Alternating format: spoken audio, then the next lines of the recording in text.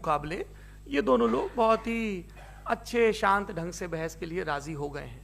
Twitter की बातें Twitter तक सीमित, एलन मस्क आजकल उसको एक्स कहते हैं। और अब इस बहस की शुरुआत मैं इन विद्वानों का, हालांकि इनको परिचय की जरूरत नहीं, पर हो सकता है, हमें पत्रकारिता में सिखाया जाता है कि नेवर अज्यूम, विज्ञान भी यही कहता है। मुफ्ती शमाइल नदवी साहब इस्लामिक विद्वान, शिक्षाविद हैं, कोलकाता के वाहियान फाउंडेशन के संस्थापक हैं, लखनऊ की प्रतिष्ठित दारुल उलूम नदवतुल उलमा से ग्रेजुएशन किया है, सोशल मीडिया और सार्वजनिक मंचों पर अध्यापन और बौद्धिक कामों में सक्रिय हैं और इस समय इंटरनेशनल इस्लामिक यूनिवर्सिटी मलेशिया से पीएचडी कर रहे हैं। अच्छी बात यह है कि पढ़ाई के साथ साथ ट्रैवल ब्लॉग भी बनाते हैं। पेट्रोनस टावर के सामने का ब्लॉग हमने देखा। हमारे साथ जावेद अख्तर साहब हैं। जावेद अख्तर साहब कवि हैं, शायर हैं, गद्य भी लिखते हैं, फिल्मों के लिए संवाद लिखे हैं, गीत लिखे हैं। इससे इतर ये वैज्ञानिक सोच को लेकर या अपने डिक्लेयर्ड एथिज्म को लेकर भी मुखर रहते हैं और अपने तहीं रैशनैलिटी की बात करते हैं। देवियों और सज्जनों, डज गॉड एग्जिस्ट? इस सवाल का जवाब सब अपने अपने तहीं खोजने की कोशिश कर रहे हैं। कोई इसको गॉड डैम पार्टिकल की खोज बताता है, कोई गॉड पार्टिकल की खोज बताता है, कोई हिग्स बोसान की खोज बताता है, कोई ये सवाल जवाब तलाशने की कोशिश करता है कि मास एग्जिस्टेंस में आखिर आया कैसे, हुआ क्या था, सृष्टि के पहले, समय के पहले क्या था। और कोई ये कहता है कि ये सारी खोजें जिस मस्तिष्क में हो रही हैं प्रकृति के क्रम में, वो कैसे विकसित हुआ। मैं उम्मीद करता हूं कि हम आज इन बुनियादी सवालों के कुछ जवाब हासिल करने में कामयाब हों। मैं सबसे पहले मंच पर आमंत्रित कर रहा हूं मुफ्ती शमाइल नदवी साहब को। आइए सर। जी,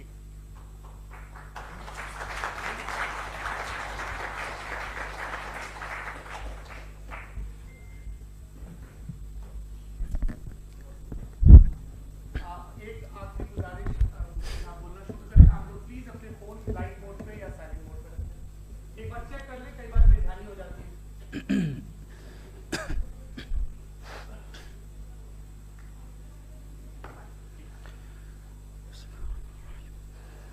तमाम तारीफ़ें उस क्रिएटर के लिए जिसने इस यूनिवर्स को एक मकसद के तहत पैदा किया है।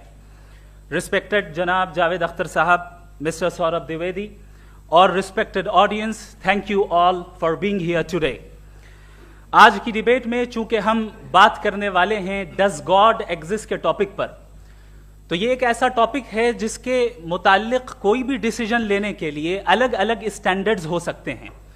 लिहाजा डिबेट के शुरू में यह जरूरी है कि हम ये जान लें कि आज के इस टॉपिक में कौन सा स्टैंडर्ड सही होगा और कौन सा गलत होगा। सबसे पहला स्टैंडर्ड जिसे मैं समझता हूं कि हमारे रिस्पेक्टेड जनाब जावेद अख्तर साहब बड़ी तेजी के साथ उसकी तरफ लपकेंगे, वो है साइंस। जबकि साइंस दर हकीकत खुदा के एग्जिस्टेंस को डायरेक्टली साबित करने या उसके एग्जिस्टेंस को डिनाई करने के लिए स्टैंडर्ड नहीं बन सकती। और उसकी वजह क्या है, ये मैं नहीं कह रहा, ये वो लोग कह रहे हैं जो साइंस के एक्सपर्ट्स हैं। नेशनल एकेडमी ऑफ साइंस कहती है science doesn't have the processes to prove और disprove the existence of God. Why? क्योंकि साइंस का ताल्लुक एम्पेरिकल एविडेंस से है और एम्पेरिकल एविडेंसेस का ताल्लुक हमारे नेचुरल और फिजिकल वर्ल्ड से है, जबकि गॉड नॉन फिजिकल और सुपर नेचुरल रियलिटी है। लिहाजा नॉन फिजिकल रियलिटी को आप उस टूल के साथ नहीं चेक कर सकते जिसका काम फिजिकल रियलिटी को तलाश करना है। लिहाजा आज इस डिबेट में गॉड की एग्जिस्टेंस को साबित करने या उसे डिनाई करने में साइंटिफिक एविडेंस को एक्सेप्ट नहीं किया जाएगा। दूसरा स्टैंडर्ड हो सकता है रेविलेशन, कि रेविलेशन के जरिए हम यह साबित करें कि गॉड एग्जिस्ट करता है या नहीं। लेकिन यह स्टैंडर्ड भी आज इररेलेवेंट है। क्यों? क्योंकि रेविलेशन मेरे नजदीक सोर्स ऑफ नॉलेज है, वैलिड सोर्स ऑफ नॉलेज है, लेकिन हमारे जावेद अख्तर साहब के नजदीक यह वैलिड सोर्स ऑफ नॉलेज नहीं है। लिहाजा आज की डिबेट में मैं एक भी एविडेंस किसी भी मजहबी स्क्रिप्चर से नहीं दूंगा ताकि जावेद अख्तर साहब के लिए वो अनएक्सेप्टेबल ना हो। तीसरा जो मेयार हो सकता है वो है ऑब्जर्वेशन। कि भाई कोई कहे कि हमें खुदा दिखाओ, अगर है तो दिखाओ, या ये कि खुदा के एग्जिस्टेंस पर एम्पेरिकल एविडेंस दो, तो ये है दर हकीकत गलत टूल का इस्तेमाल करना। ये ऐसा ही है कि जावेद साहब मुझसे ये मुतालबा करें कि मुफ्ती साहब आप मेटल डिटेक्टर के जरिए प्लास्टिक डिटेक्ट करके दिखाएं। अब चूंकि प्लास्टिक डिटेक्ट नहीं हो पा रही है, लिहाजा plastic does not exist. No, you are using the wrong tool. इस टूल से प्लास्टिक को डिटेक्ट नहीं किया जाता। लिहाजा मैं समझता हूं कि गॉड के एग्जिस्टेंस पर एम्पेरिकल एविडेंस का मुतालबा करना एक बचकाना मुतालबा है, और हमारे रिस्पेक्टेड जनाब जावेद अख्तर साहब इस स्टेज से अब बहुत आगे निकल चुके हैं। अब बचता है एक ही स्टैंडर्ड, और वो स्टैंडर्ड है अक्ल, लॉजिक, रीजनिंग। और यही वो स्टैंडर्ड है जिसके तहत गॉड की एग्जिस्टेंस को साबित किया जाएगा या गॉड की एग्जिस्टेंस को डिनाई किया जाएगा। लेकिन चूंकि ये बहुत इंपॉर्टेंट और सेंसिटिव टॉपिक है, इसलिए लॉजिकल आर्ग्यूमेंट भी ऐसा होना चाहिए जो डेफिनेटिव हो, इनडेफिनेटिव ना हो, जो 2 और 2 4 की तरह बिल्कुल वाजे हो, जिसे लॉजिकली रिजेक्ट करना पॉसिबल नहीं हो।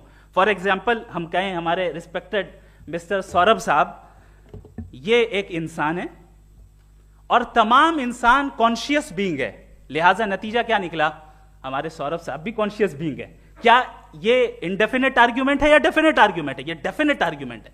ये 2 और 2 की तरह वाजे है, इसमें किसी तरह जो है लॉजिकली इसको रिजेक्ट नहीं किया जा सकता। तो अगर आज हमारे जावेद अख्तर साहब ऐसी कोई अकली दलील और लॉजिकल एविडेंस दें खुदा के ना होने पर जो डेफिनेट भी हो, तो मैं ये ऐलान करता हूं कि यकीनन मैं उस एविडेंस को कबूल करूंगा और उस पर गौर करूंगा। लेकिन साथ में यह भी ऐलान कर देता हूं प्रेडिक्शन के तौर पर कि ऐसा कोई डेफिनेट आर्ग्यूमेंट कोई नहीं पेश कर सकता। दलील हम देंगे और डेफिनेटिव दलील देंगे, लॉजिकल दलील देंगे, ऐसी दलील देंगे जो एंटायर एथिस्टिक वर्ल्ड उसे रेफ्यूट नहीं कर सकती। चलें अब हम एक एग्जाम्पल सोचते हैं, एक सिनेरियो, सिंपल सिनेरियो, तमाम ऑडियंस से गुजारिश है, हम और आप एक आइसोलेटेड आइलैंड पर हैं, ऐसा आइलैंड जहां पे हमसे पहले कोई कभी नहीं गया। चलते चलते आपके सामने अचानक आपने देखा एक पिंक कलर की बॉल पड़ी हुई है।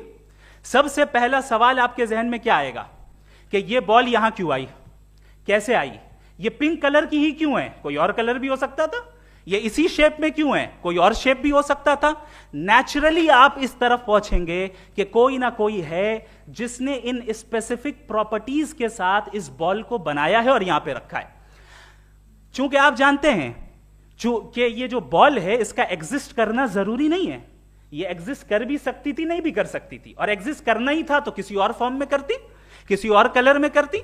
अब आप इस बॉल को एक्सपैंड करते चले जाएं, एक्सपैंड करते चले जाएं, एक्सपैंड करते चले जाएं, यहां तक कि ये बॉल यूनिवर्स के साइज की हो जाए। बताइए कि क्या साइज के बढ़ जाने से सवाल बदल जाएगा? हरगिज नहीं बदलेगा।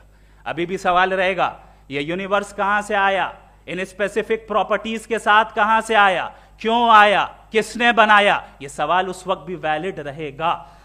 लेकिन यह सवाल अगर हम जनाब जावेद अख्तर साहब से करें तो चूंकि इनका वर्ल्ड व्यू एथिस्टिक है, और सिर्फ इनका नहीं, मतलब जितने भी एथिस्ट हैं और एथिस्टिक वर्ल्ड व्यू को रखने वाले से अगर आप ये सवाल करें कि ये यूनिवर्स कहां से आया, तो इनका जवाब या तो आर्ग्यूमेंट फ्रॉम इग्नोरेंस होगा या डॉगमेटिक होगा।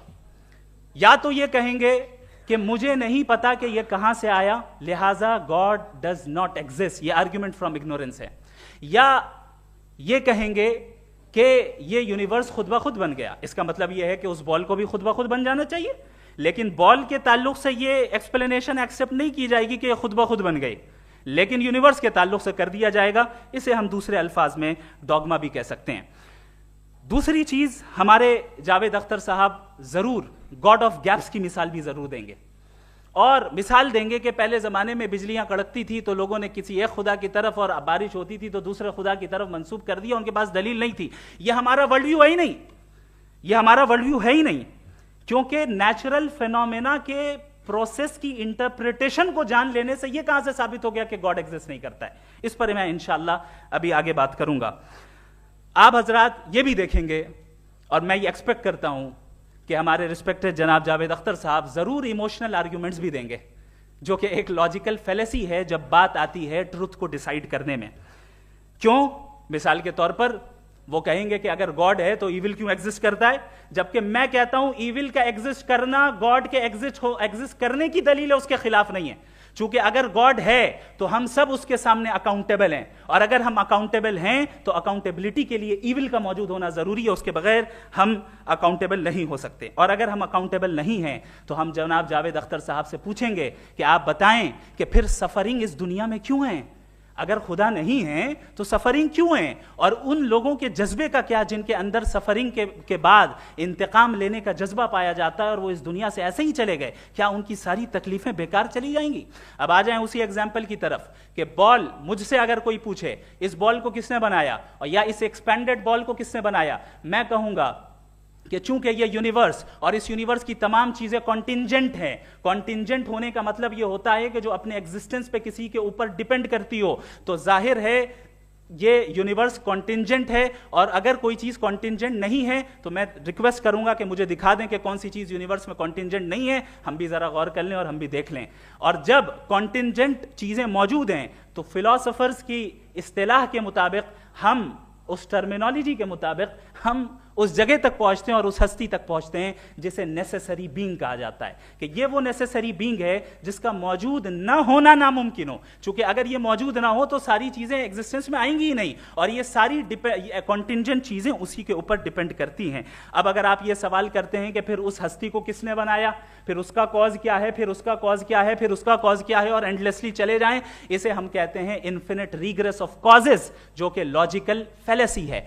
कॉन्सेप्चुअली इन्फिनिटी पॉसिबल है। मिसाल के तौर पे न्यूमेरिकल्स 1 2 3 गिनते चले जाएं, इन्फिनिट नंबर्स हैं। मैं कॉन्सेप्चुअली बात नहीं कर रहा, प्रैक्टिकली रियलिटी में साबित करके दिखाएं कि infinite regress of causes possible है या नहीं। अगर पॉसिबल है तो हम मान लेंगे, मिसाल दे दें, और पॉसिबल नहीं है तो एक ही ऑप्शन बचता है जिसे हम कहते हैं नेसेसरी बीइंग। ऐसी नेसेसरी बीइंग जो इंडिपेंडेंट है, क्योंकि अगर वो डिपेंडेंट हुई तो वो नेसेसरी नहीं रहेगी। ऐसी इंडिपेंडेंट बीइंग जो इटर्नल है, अगर वो इटर्नल नहीं होगी, उसकी बिगिनिंग होगी तो वो खुद कॉन्टिंजेंट है। ऐसी बीइंग जो पावरफुल है, क्योंकि कॉन्टिंजेंट को एक्चुअलाइज करने के लिए पावर चाहिए। ऐसी बीइंग जो इंटेलिजेंट है और नॉलेजेबल है, क्योंकि ये यूनिवर्स स्पेसिफिक फॉर्म और स्पेसिफिक लॉज ऑफ नेचर के तहत प्रिसाइजली चल रहा है। Thank you. थैंक यू मुफ्ती साहब। मैं इन दलीलों के बाद जावेद अख्तर साहब से गुजारिश करूंगा, आप बैठ के बोलना चाहेंगे या बाहर? जी।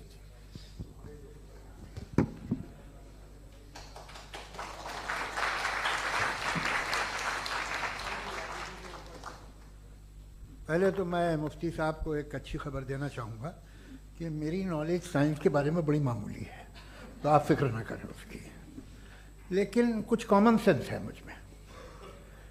देखिए, ये खुदा का तस्वुर कोई नया तस्वुर नहीं है, ये सदियों से रहा है। ये कुछ रिलीजन 3000 साल पुराने होंगे, 4000 साल पुराने होंगे, लेकिन इंसान कोई 10,000 12,000 साल से एग्जिस्ट करता है होमो सेपियन की शक्ल में, और हमेशा कुछ ना कुछ मज़हब रहे। ये मज़हब जाहिलों के नहीं थे, ये मज़हब एक ऐसी ग्रीक सोसाइटी के थे जहाँ बड़े बड़े फिलोसफर्स पैदा हुए। ये मज़हब इजिप्शियंस के थे जिन्होंने पिरामिड्स बनाए थे। ये रोमन्स के थे कि जिनका आर्किटेक्चर और सेनेट यानी पहली बुनियाद डेमोक्रेसी की, लिमिटेड थी मगर डेमोक्रेसी थी, ये उन लोगों ने किए थे। तो इनका जो जुपिटर था, रा था, ज़्यूस था, उन्हें उस पर इतना ही एतमाद था जितना आज किसी मजहबी आदमी को अपने खुदा पे होगा। क्रिश्चियनिटी आने से पहले यूरोप में एक मज़हब था जर्मेनिक रिलीजन, उसका एक खुदा था, उसकी एक बीवी थी, उसके 2 बेटे थे, एक बेटी थी। फिर जर्मनी में जब यूरोप में क्रिश्चियनिटी आई तो वो खुदा, उसकी बीवी और पूरे ख़ानदान चला गया। तो हमने, अगर हम हिस्ट्री देखें तो खुदा जो हैं वो ज़्यादातर फ़नी हैं, वो हमेशा रहे नहीं। और वो जो लोग इन्हें मानते थे उनको आप कहें वो तो जाहिल थे, उन्हें तो कुछ पता ही नहीं था, ऐसा नहीं है। वो अपने वक्त में बड़े काबिल लोग थे और अपने वक्त में उन्होंने बड़े बड़े काम किए हैं, फिलोसफर्स थे, साइंटिस्ट थे, लेकिन उनका मज़हब कहाँ गया, उनके खुदा कहाँ गए? आज जो खुदा हैं दुनिया में लोग उन्हें मानते हैं, आपको क्या मालूम कि कितने बरसों के बाद क्या होने वाला है। हम यूरोप में देखते हैं तो चर्च खाली हैं। तो वक्त के साथ चीज़ें बदलती हैं। जहाँ तक इसका ताल्लुक है मजहबों का, हर मजहब आपसे एक चीज़ मांगता है, फेथ। ये फेथ क्या चीज़ होती है? What is the difference between faith and belief? ये तो बहुत ही अहमकाना बात होगी कि कोई आदमी कहे साहब अगर खुदा है तो मुझे दिखाइए। ये तो जाहिलाना बात हुई। मैंने तो नॉर्थ पोल नहीं देखा है, मगर मैं मानता हूँ कि नॉर्थ पोल है। मैं क्यों मानता हूँ? इसलिए कि अगर ये दुनिया राउंड है तो उसका कोई टॉप होगा। कुछ लोग हैं जो वहाँ गए भी हैं, कॉमन सेंस कहता है कि ऐसा होगा, सबूत है, गवाह है, रीज़न है। तो ये मेरा फेथ नहीं है। तो फेथ में और बिलीफ में डिफरेंस क्या है? जो मजहब मांगता है आपसे, हर मजहब फेथ मांगता है। फेथ का मतलब ये है कि ना कोई गवाह हो, ना कोई सबूत हो, ना कोई रैशनल हो, ना कोई लॉजिक हो, ना कोई प्रूफ हो, मगर तुम एक बात को मानो। ये है फेथ। वरना बिलीफ होता। अगर इसमें कुछ भी सबूत होते, गवाह होते, तो फिर इसे आप बिलीफ कहते हैं। जैसे मेरा बिलीफ है कि नॉर्थ पोल है, मेरा फेथ थोड़ी है। फेथ इन तमाम शर्तों को रद्द करता है। तो फिर स्टुपिडिटी क्या है? अगर मैं एक बात ऐसी मानूं जिसकी ना कोई लॉजिक है, ना कोई रैशनल है, ना कोई प्रूफ है, ना कोई गवाह है, ना कोई सबूत है, और मैं उसे मानूं, तो ये स्टुपिडिटी हुई। इसे ही भाई कल को मैं यकीन कर लूं कि एलॉन मस्क जो है मेरा भाई है, तो मुझे इंतहाई खुशी होगी, सुकून भी बहुत मिलेगा मुझे। लेकिन और कहे भाई क्यों मानते हो, क्या सबूत है भाई, वो तो अमेरिकन है और तुम तो इंडियन हो, वो तो नस्ल अलग है, तुम्हें कभी मिले भी नहीं। साहब देखिए मेरा फेथ है, इस पे बात ना किया। फेथ का मतलब ही यह है कि आप प्रूव नहीं कर सकते। अगर आप प्रूव कर सकते हो तो फेथ की जरूरत ही नहीं, फिर तो आप बात करेंगे, आप कितनी बहस कर लीजिए। अल्टीमेटली दुनिया का हर मजहब फेथ पे टिका है, और फेथ का मतलब है एक ऐसा यकीन जिसका कोई सबूत, कोई गवाह, कोई रैशनल नहीं। अब आप ये कहें, क्या आप ये क्यों कह रहे हैं कि साहब ये कायनात किसने बनाई? कमाल ये है कि आपने बताया कि एक आइलैंड पे गए और एक बॉल देखी। आपने ये नहीं कहा कि आइलैंड किसने बनाया, आपको सिर्फ बॉल पे हैरत हुई। हमने आइलैंड पे हमने हैरत नहीं की, होते हैं आइलैंड। इसी तरह ये आइलैंड है, सितारे, ये गैलेक्सीज, ये सब आइलैंड हैं, खला में। हम उन्हें टेकन फॉर ग्रांटेड लेते हैं, हम पूछते नहीं किसने बनाए। आपने जजीरे के बारे में भी नहीं पूछा है। मेरी पैदाइश कैसे हुई? क्या मैं प्लान पैदा हुआ था? I was plan to be born, या एक लकी स्पर्म था जो किसी एक से चिपक गया? मेरी पैदाइश रैंडम। और इंसाफ जिसे आप कहते हैं, इंसाफ का तो नेचर से कोई वास्ता ही नहीं है। जो आप कहते हैं कि एक दिन इंसाफ मिलेगा, इंसाफ is a human concept. Nature में कोई इंसाफ नहीं। अगर शेर हिरन को खा जाता है तो उसे कोई सजा नहीं मिलती। अगर एक आंधी आती है और हरे भरे पेड़ों को उखाड़ के फेंक देती है तो आंधियों की जेल नहीं होती है। नेचर में इंसाफ नहीं, इसलिए मुझे नेचर को इंसाफ की जरूरत भी नहीं। नेचर तमाम एक है। अब हम कहें कि साहब ये देखिए जो मैंने खाना खाया था, ये मेरी आंख तो नहीं यूं कर दिया उसे, तो इसे सजा मिलनी नहीं। वो सिस्टम है, ऐसे ही चल रहा है। नेचर बगैर इंसाफ के है। इंसाफ इज अ ह्यूमन कॉन्सेप्ट। तो जो आपसे कहता है कि मैं तुम्हें इंसाफ दूंगा, वो इंसानी जहन की पैदावार है। ये नेचुरल है ही नहीं, ये आसमानी है ही नहीं। नेचर का तसव्वुर, इंसाफ का तसव्वुर। भाई आप साथ मिलते हैं, अब आप लेफ्ट हैंड ड्राइव करते हैं, ये क्या है? तमाम सच, तमाम नेकी, तमाम शराफत लेफ्ट हैंड ड्राइव है।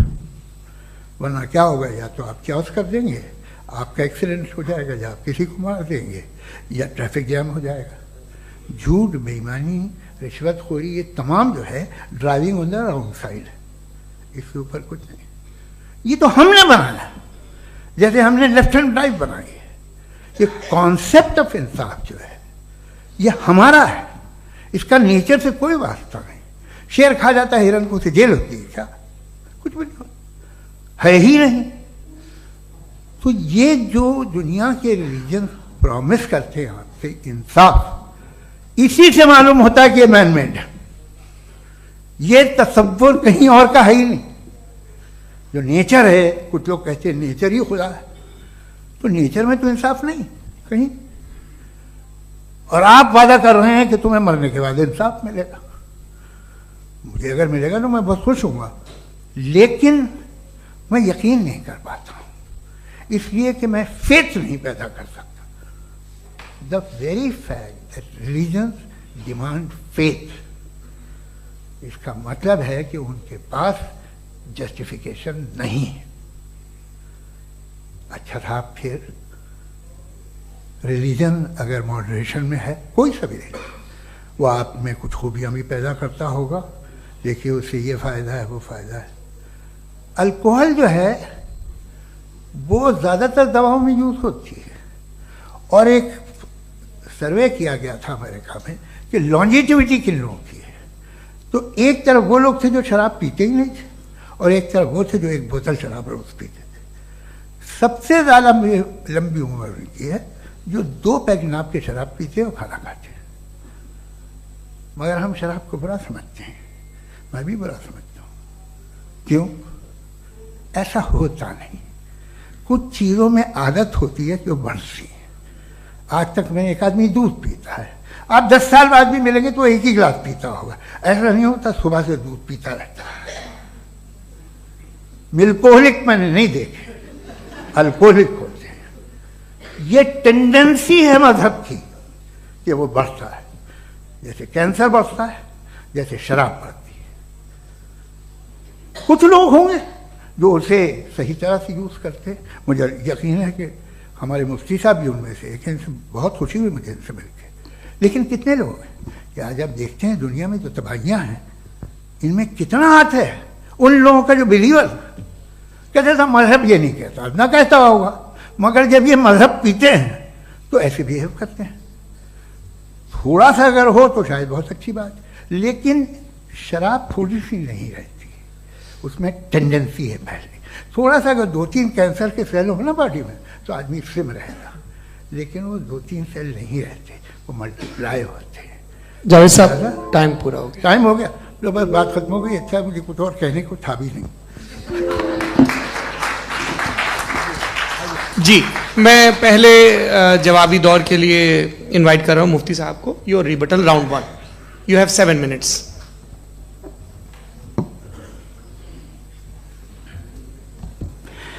Thank you very much Javed साहब, आपकी बात को सुनकर बड़े महजूज हुए हम लोग। महजूज, डू यू अंडरस्टैंड?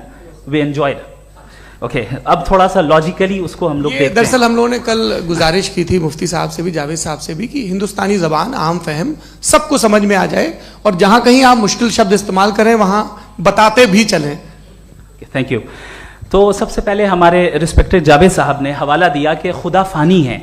कितने मजहब आगे चले गए, किसी ने जुपिटर को खुदा माना, किसी ने किसी को माना। मैं कहता हूं जिसने कॉन्टिंजेंट चीज को खुदा माना, गलत माना, वो खुदा ही नहीं, वो खुदा ही नहीं है।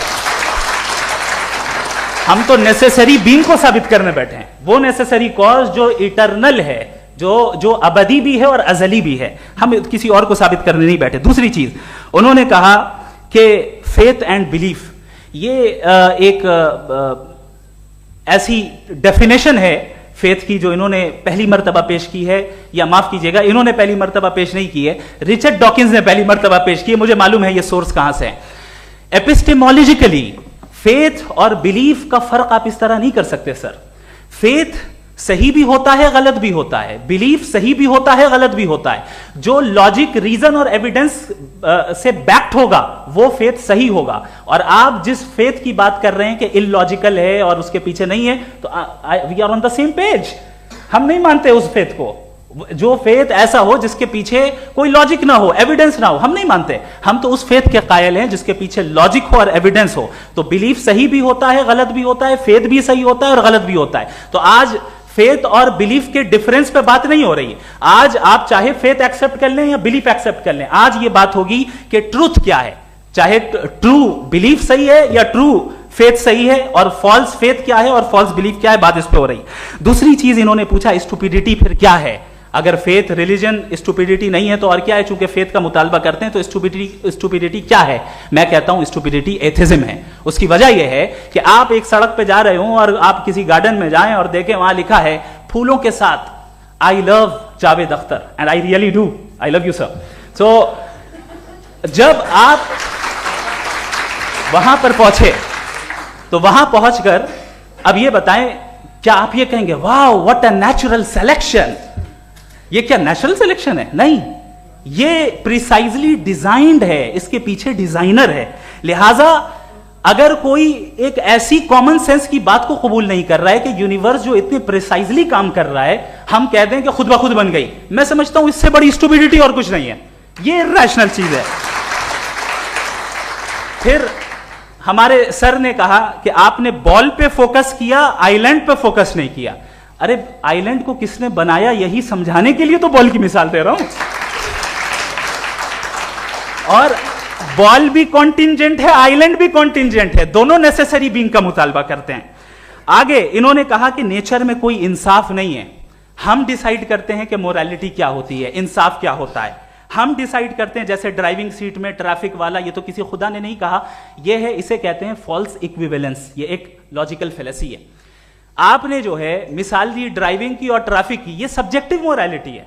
आप सब्जेक्टिव मोरालिटी को मिसाल बनाकर ऑब्जेक्टिव मोरालिटी के ऊपर नहीं थोप सकते। इंसाफ की ऑब्जेक्टिव मोरालिटी। अगर आप ये कहते हैं कि नेचर में इंसाफ नहीं है तो इंसाफ का न होना ये नेचुरल हुआ, तो फिर नेचर को नेचर रहने दे, क्यों हम इतना स्ट्राइव कर रहे हैं दुनिया में इंसाफ लाने के लिए? ये तो इलॉजिकल बात है, इर्रेशनल बात है। इसलिए बहुत सी चीजें ऐसी हैं जो ऑब्जेक्टिवली जो है इविल या गुड हैं, और बहुत सी चीजें ऐसी हैं जो सब्जेक्टिवली हैं। सब्जेक्टिवली जो मोरल होता है या इमोरल होता है उसको हम सोशल कंसेंसस से या पर्सनल प्रेफरेंस से डिसाइड करते हैं। लेकिन जो ऑब्जेक्टिव मोरालिटी है जिसमें इंसाफ आया, जो इन्होंने बार बार रिपीट किया, ये ऑब्जेक्टिव है, सब्जेक्टिव नहीं है। अगर आप कहते हैं ये सब्जेक्टिव है तो मेरा सवाल आपसे ये है, क्या सोशल कंसेंसस के जरिए अगर जुल्म को सही करार दे दिया जाएगा तो आप जुल्म को जस्टिफाई करेंगे? दूसरी चीज इन्होंने ये कहा कि 2 पैक शराब पी लें तो वो उतने पे नहीं रहता, बढ़ जाता है। यही मामला मजहब के साथ है। 2 पैक आप पी लें बढ़ेगा। तो ये एक ऐसी मिसाल है, इसको कहीं भी फिट कर लें कि आप एथिज्म पे जब फिट करें, जब आप 2 पैक एथिज्म का लेंगे ना तो वो बढ़ बढ़ के नॉर्थ कोरिया बनेगा। Thank you.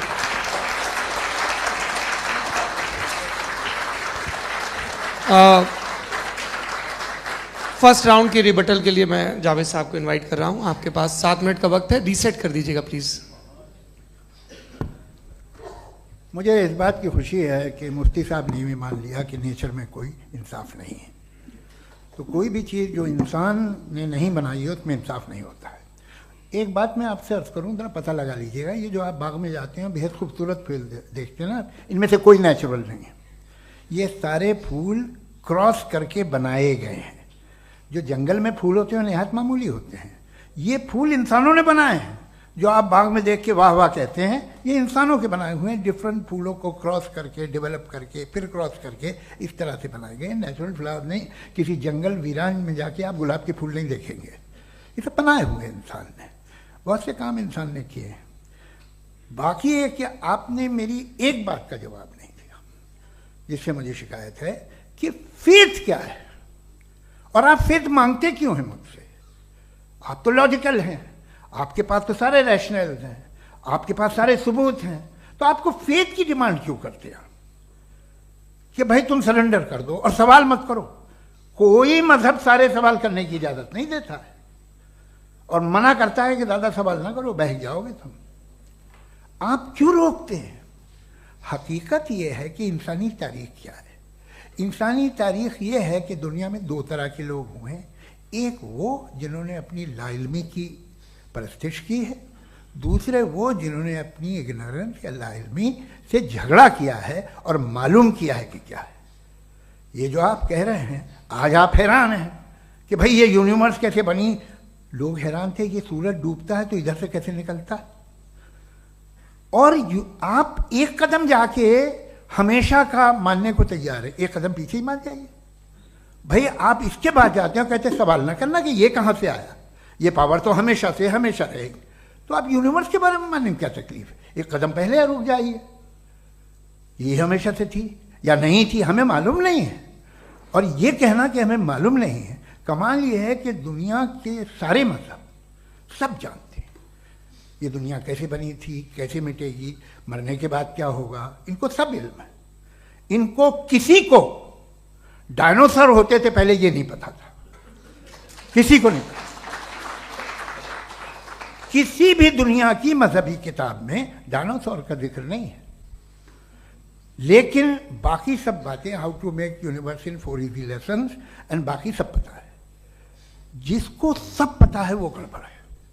हम में ये इंकिसार, ये ह्यूमिलिटी होनी चाहिए कि हम ये कहें कि हमें ये बहुत सारी बातें नहीं मालूम, लेकिन हम उनकी परस्तिश ना करना, अपनी लाइल्मी को की परस्तिश ना करें, हम उसे पता लगाने की कोशिश करें। जिस दुनिया में आप बैठे हैं सर, ये हॉल जो है, ये इलेक्ट्रिसिटी जो है, ये माइक जो है, जिस हवाई जहाज से आप आए थे, वो जिस कार से आप यहाँ आए हैं, ये सब उन लोगों की बनाई हुई है जिन्होंने सवाल किए थे। ये दुनिया जिसमें आप आज आराम से हैं, ये उन लोगों की बनाई है कि जिन्होंने सवाल किए थे। और हर स्टेज पे इन सवालों को मकरूह कहा गया था, गलत कहा गया था। आप जरा तारीख पढ़िए, एक बड़ी दिलचस्प किताब है बर्ट्रैंड रसेल की, जिसमें उसने रिलीजन एंड साइंस कि कब से रिलीजन जो है साइंस के अगेंस्ट है। और हद तो यह है कि भाप के इंजन के खिलाफ थे, स्टीम इंजन के भी खिलाफ थे, और फतवे हुए उन पर, वेटिकन ने दिए। तो ये हमेशा, अभी जैसे ही ये राइट विंगर आते हैं अमेरिका में पावर में, तो वो जो अपना ये क्या बोलते हैं उसे, सीड क्या बोलते हैं, सीड क्या जो, हाँ नहीं सीड जो होते हैं जिन पे जी, नहीं भाई, वो जो ह्यूमन बॉडी के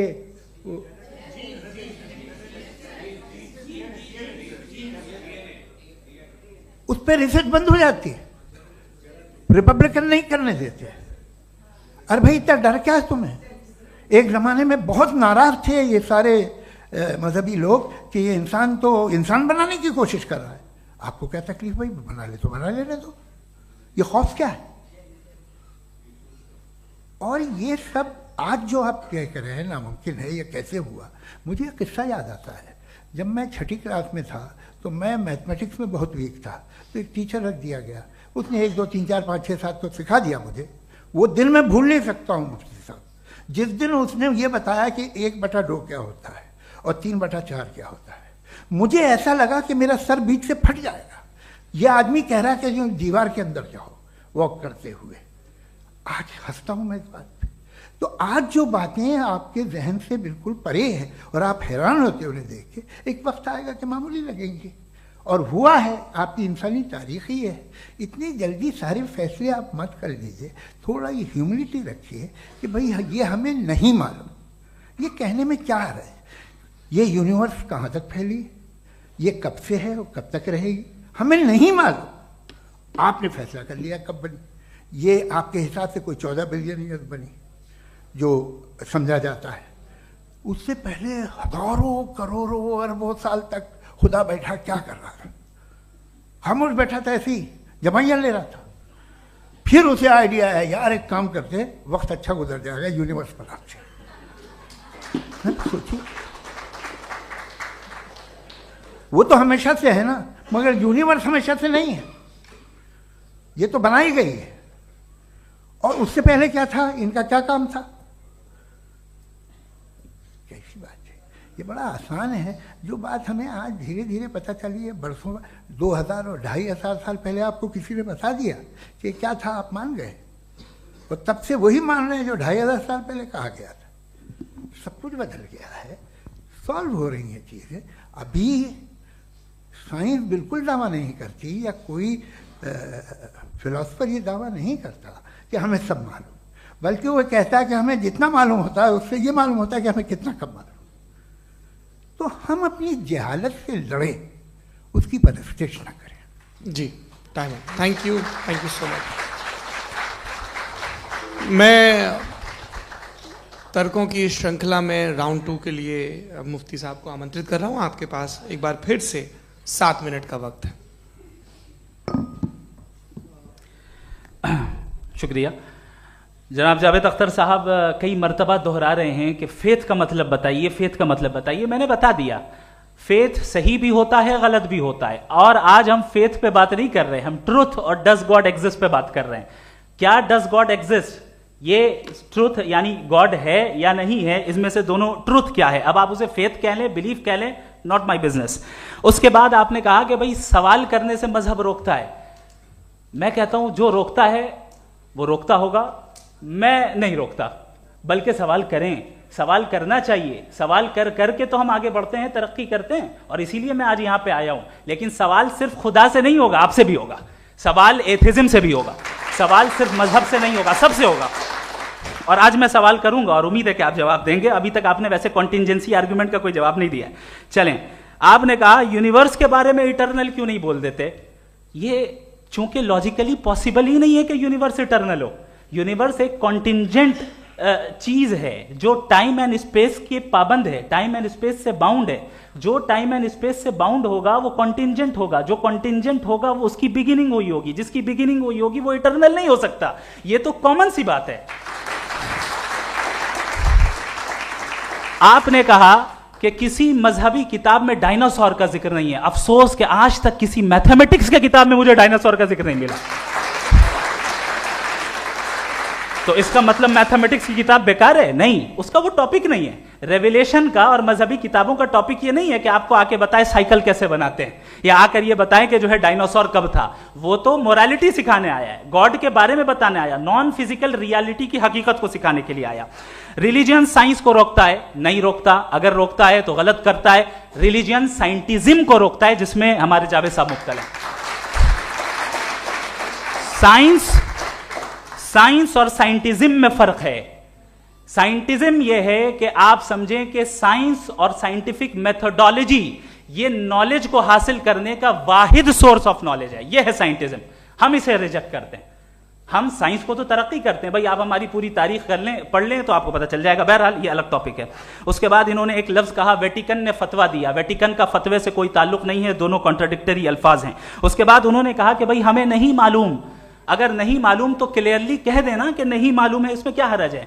तो वही तो मैं कह रहा हूं ना कि आप कह दें कि नहीं मालूम, लेकिन क्लेम क्यों कर रहे हैं कि गॉड एग्जिस्ट नहीं कर रहा है। आप कह दें नहीं मालूम है, हो सकता है हो सकता ना हो, लेकिन आप क्लेम कर रहे हैं। The moment you say God does not exist, this is a claim, and now the burden of proof is upon you too, जैसे हमारे ऊपर है। और क्यों है मैं बताता हूं, क्यों है ये भी मैं बताता हूं। फिलोसॉफिकली जो क्लेम होता है ना, सिर्फ ये नहीं होता कि इंसान कहे पॉजिटिव क्लेम करे और नेगेटिव क्लेम करे तो बर्डन ऑफ प्रूफ नहीं है। आप मिसाल के तौर पे मैं कहूं कि फुला उस कमरे में कोई नहीं है, मैंने एक नॉलेज का क्लेम किया है।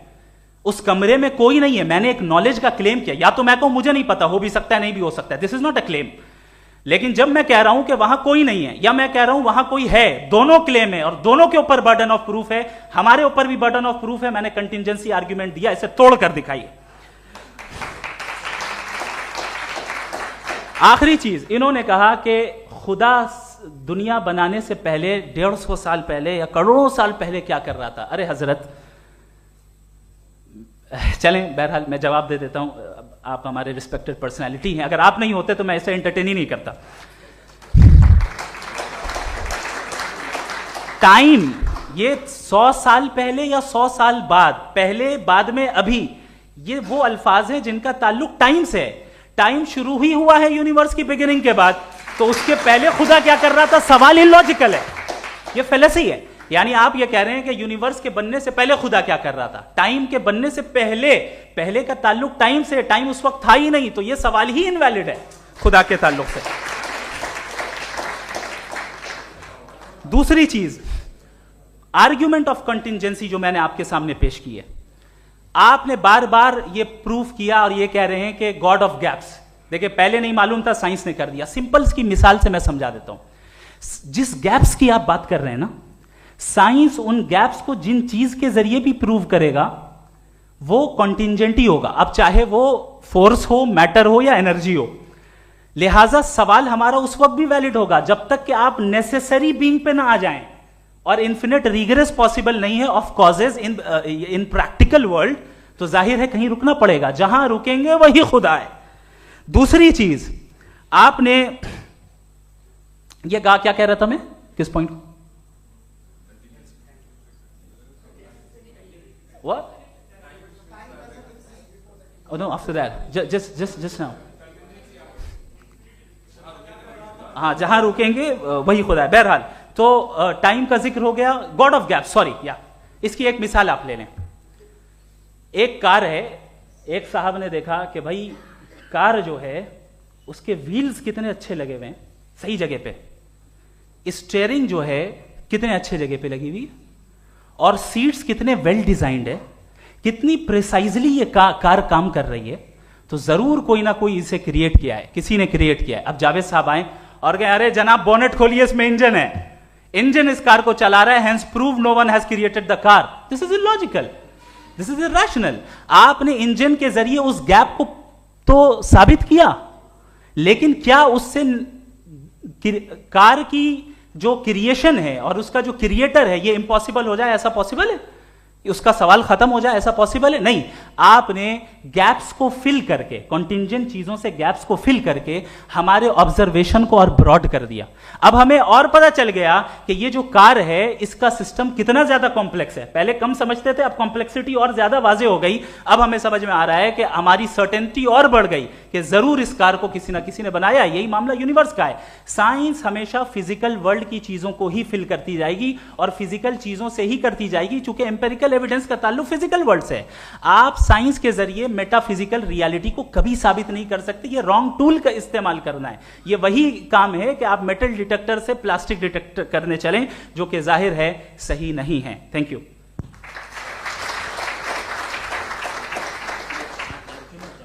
जी, ये आर्ग्यूमेंट का राउंड 2 है। हाँ। 7 मिनट है। पहले तो मैं आपसे अर्ज करूं कि आपने कहा कि जब कायनात ही नहीं थी तो वक्त भी नहीं था, कुछ भी नहीं था। कैसे नहीं था? खुदा था। एक एग्जिस्टेंस तो था ना खुदा का। तो जब खुदा था तो वक्त भी होगा। ऐसा नहीं है कि कुछ भी नहीं था, खुदा था। अच्छा, बाकी एक आपने कहा साहब आप साबित कीजिए, आपके पास भी लॉजिक है, मेरे पास भी लॉजिक है। आप मेरा जिम्मेदारी नहीं है साबित करना कि खुदा है। बर्टन रसल ने बड़ी अच्छी बात कही।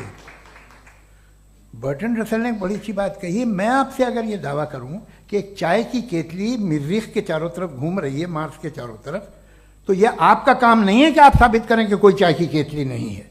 ये मेरा काम है, मैंने दावा किया है। ये दावा तो मजहबी लोग करते हैं कि खुदा है। मैं क्यों साबित करूं कि नहीं है? जब तक आप मुझे कन्विंस नहीं कर देंगे मैं नहीं मानूंगा। आपकी जिम्मेदारी है, मेरी जिम्मेदारी नहीं है। दोयम ये कि ये जो आप कह रहे हैं जो गैप्स हैं, ये गैप जब जब किसी मजहब को चैलेंज करते हैं, जब ऐसा कोई बात आती है तो हंगामा हो जाता है कि जब वो चैलेंज करें किसी फेथ को। ये तमाम साइंस जो है इसे मुख्तलिफ जगहों पे मुख्तलिफ वक्तों में मजहब ने रोकने की कोशिश की है। ये किताब है religion and science, Burton Russell की, पढ़िएगा, अच्छी लगेगी आपको। तारीख ही है साइंस, मजहब की साइंस से उसका यही रिश्ता है। अच्छा, अब ये हम सोचें कि बहरहाल ये वजूद जो है मजहब और ये बिलीव इन गॉड इंसान को बेहतर बना देता है। तो एक काम कीजिए, हिंदुस्तान वर्ल्ड का नक्शा लीजिए और मार्क कीजिए कि रिलीजन कहाँ कहाँ ज़्यादा है, कहाँ कहाँ, चाहे वो लैटिन अमेरिका हो या मिडल ईस्ट हो या फार ईस्ट हो या हिंदुस्तान के वो इलाके जहाँ मजहबियत ज़्यादा है। रख दीजिए नक्शा अलग। अब दूसरा नक्शा, कि कहाँ कहाँ नाइंसाफ़ी, रिप्रेशन, औरतों के हुकूक की पामाली, जुल्म, डिक्टेटरशिप कहाँ है, नक्शा एक ही होगा। तो आप मुझे बताएं कि जो इसका तरकीब इस्तेमाल क्या है, खुदा का तरकीब इस्तेमाल तो बताइए। आप छोटी सी दवा सड़क पे बेचते हैं, उसकी भी तरकीब इस्तेमाल बताते हैं। इसके इस्तेमाल से तो फायदे नहीं हुआ किसी को। जो सारे के सारे खराब मुल्क हैं, खराब समाज है, वो सारे जुल्म खुदा के नाम पे करते हैं। वो गलत करते हैं, सही करते हैं, मुझे क्या लेना देना उससे। इस्तेमाल से मालूम होता ना। एक विस्की की बोतल कभी शायद देखी हो आपने, लाल रंग की होती है, उस पर रोशनी और छपड़ा इंतहाई खूबसूरत लगती है, क्या बिगाड़ रही है किसी का। उसका इस्तेमाल गलत है, इसलिए आप उसे नापसंद करते हैं। इसका इस्तेमाल गलत है, इस तसव्वुर का इस्तेमाल ही गलत है और हमेशा से गलत हुआ है। आप देख लीजिए, इंसानी तारीख देख लीजिए, आज देख लीजिए, हिंदुस्तान देखिए, दुनिया देख लीजिए क्या हो रहा है। इसे कैसे इस्तेमाल कर रहे हैं फेथ वाले लोग।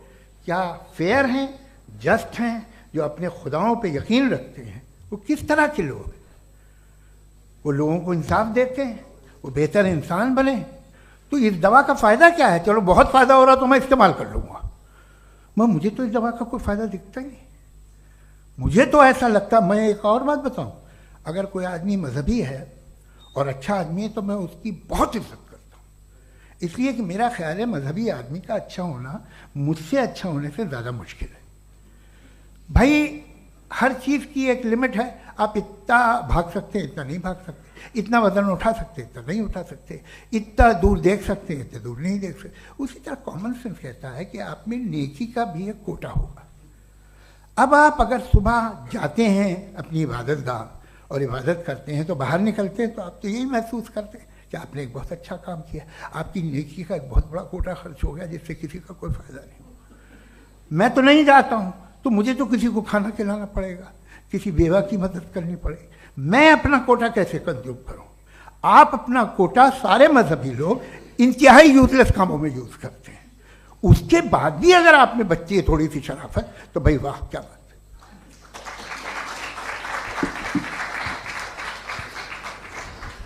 एक तो मुझे ये बात बहुत अच्छी लग रही है कि दोनों ही विद्वान समय को मानते हैं और बहुत समय से अपनी दलीलें और बाज दफा समय से पहले अपनी तकरीरें पूरी करके अपनी अपनी कुर्सी पर बैठ रहे हैं। ये इस आर्ग्यूमेंट का राउंड 2 पूरा हुआ। अब रिबटल का राउंड 2 है और उसके बाद क्रॉस एग्जामिनेशन होगा। नहीं, आपका आर्ग्यूमेंट हो गया सर।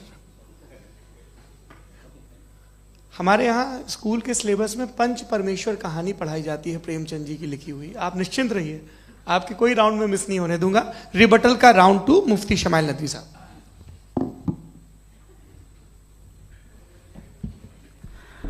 असल में जो हकीकी प्रॉब्लम है, असल प्रॉब्लम है, वो ये है कि जावेद साहब के पास कॉन्सेप्ट ऑफ गॉड क्लियर नहीं है। इन्होंने कहा कि कायनात से पहले खुदा तो था, तब भी तो टाइम होगा। ये टाइम कायनात का हिस्सा है। हम खुदा, उस खुदा को मानते हैं, नेसेसरी बीइंग का टाइमलेस होना जरूरी है, चूंकि वो टाइम का क्रिएटर है। जब उसने टाइम को क्रिएट किया तो वो खुद टाइम पे कैसे होगा। उसने जब स्पेस को क्रिएट किया तो खुद स्पेस में कैसे होगा। अगर वो टाइम एंड स्पेस को पहले से ही उसका पाबंद है तो फिर किस चीज को उसने क्रिएट किया। लिहाजा ये सवाल गलत है कि खुदा था तो टाइम होगा, बिल्कुल नहीं। टाइम के पाबंद हम है, खुदा नहीं है। हम फिजिकल वर्ल्ड से ताल्लुक रखते हैं, वो मेटाफिजिकल रियलिटी है।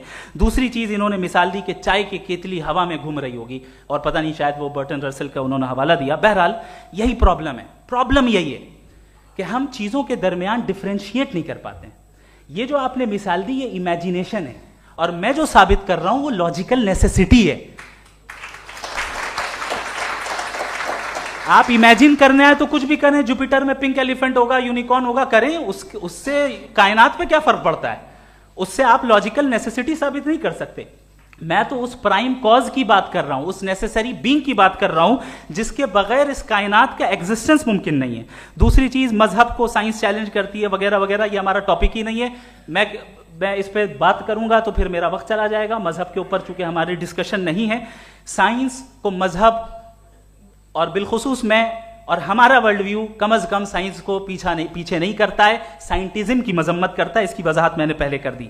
दूसरी चीज इन्होंने कहा वर्ल्ड का नक्शा लीजिए, वर्ल्ड मैप लीजिए, 2 अलग अलग जगह की। हजरत मैंने ये होमवर्क किया था और मैंने मिडिल ईस्ट का एक नक्शा लिया और यूरोप का एक नक्शा लिया, ये मजहबी इलाका और ये लिबरल और एथीस्ट इलाका। मुझे पता चला कि सबसे ज्यादा रेप केसेस जो हैं वहां पर है।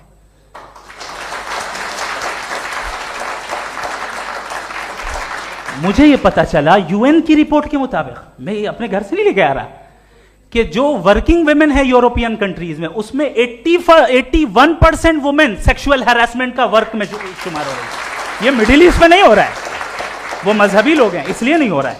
दूसरी चीज आपने ये कहा कि मजहबी आदमी का अच्छा होना हमारे अच्छे होने से बहुत मुश्किल है, बहुत मुश्किल है। तो इसका मतलब यह है कि गॉड के अलावा आपके पास अच्छे और बुरे का कोई स्टैंडर्ड है। मैं चाहूंगा कि कन्वर्सेशनल स्टाइल वाली डिस्कशन और सेगमेंट पे इसी पे बात कर लेते हैं। Thank you very much.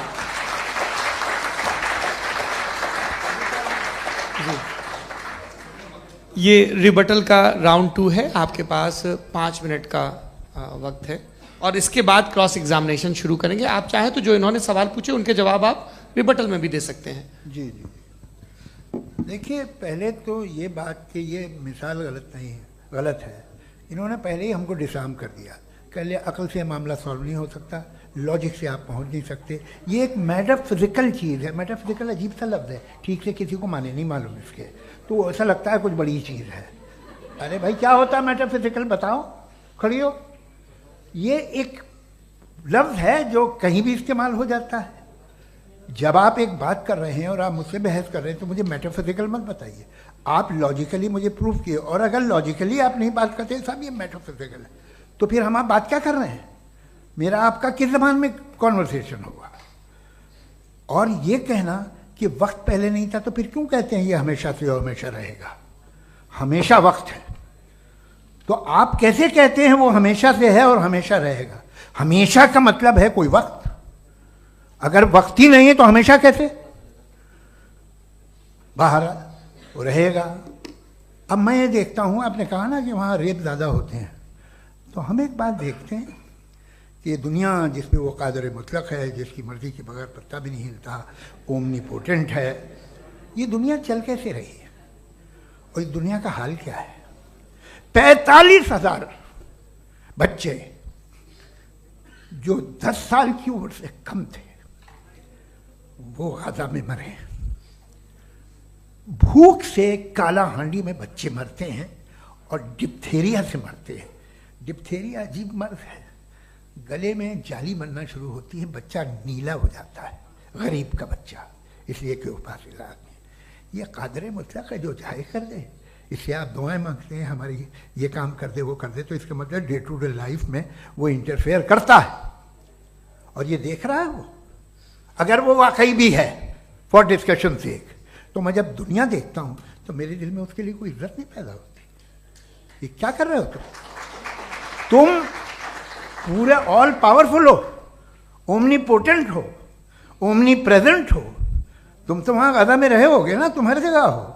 तुम देख रहे थे कि बच्चे की कैसे धज्जियाँ उड़ रही, तुम देख रहे थे और तुम चाहते हो मैं तुम्हारी परस्तिश करूँगा, तुम हो भी। अरे यार, इससे अच्छे तो हमारे चीफ प्राइम मिनिस्टर हैं, कुछ तो ख्याल करते हैं। कमाल है, आप किसकी इबादत कर रहे हैं? अगर वो है भी, ये दुनिया नाइंसाफी से, जुल्म से, जबर से, तशद्दुद से भरी हुई है। और आप ये मत कहिएगा कि वो देख रहा है और वो बताएगा एक दिन। अगर वो देख रहा है और इंटरफेयर नहीं करता तो आप दुआ क्यों मांगते? आप कहते हैं मेरा ये काम करा दे, इसके मतलब है वो दखल दे सकता है, वो आपको नौकरी दिलवा सकता है, भले दूसरे आदमी को ना मिले, मगर आपका काम कर देगा चूंकि आपने दुआ मांगी है। तो जब वो आपको नौकरी दिला सकता है, लड़की की शादी कर सकता है, बेटे को ग्रीन कार्ड दिलवा सकता है, तो कम से कम ये जो मर रहे हैं बच्चे, इनको रोक दे, कुछ तो कर। मुझे तो दुनिया में, इस दुनिया का कोई मालिक है, इसका ओमनीपोटेंट कोई रूलर है, और ये दुनिया ऐसी चल रही है। मैं तो चाहूँगा कि भाई ना हो। अगर हो तो बड़ी शर्मिंदगी की बात है। शुक्रिया।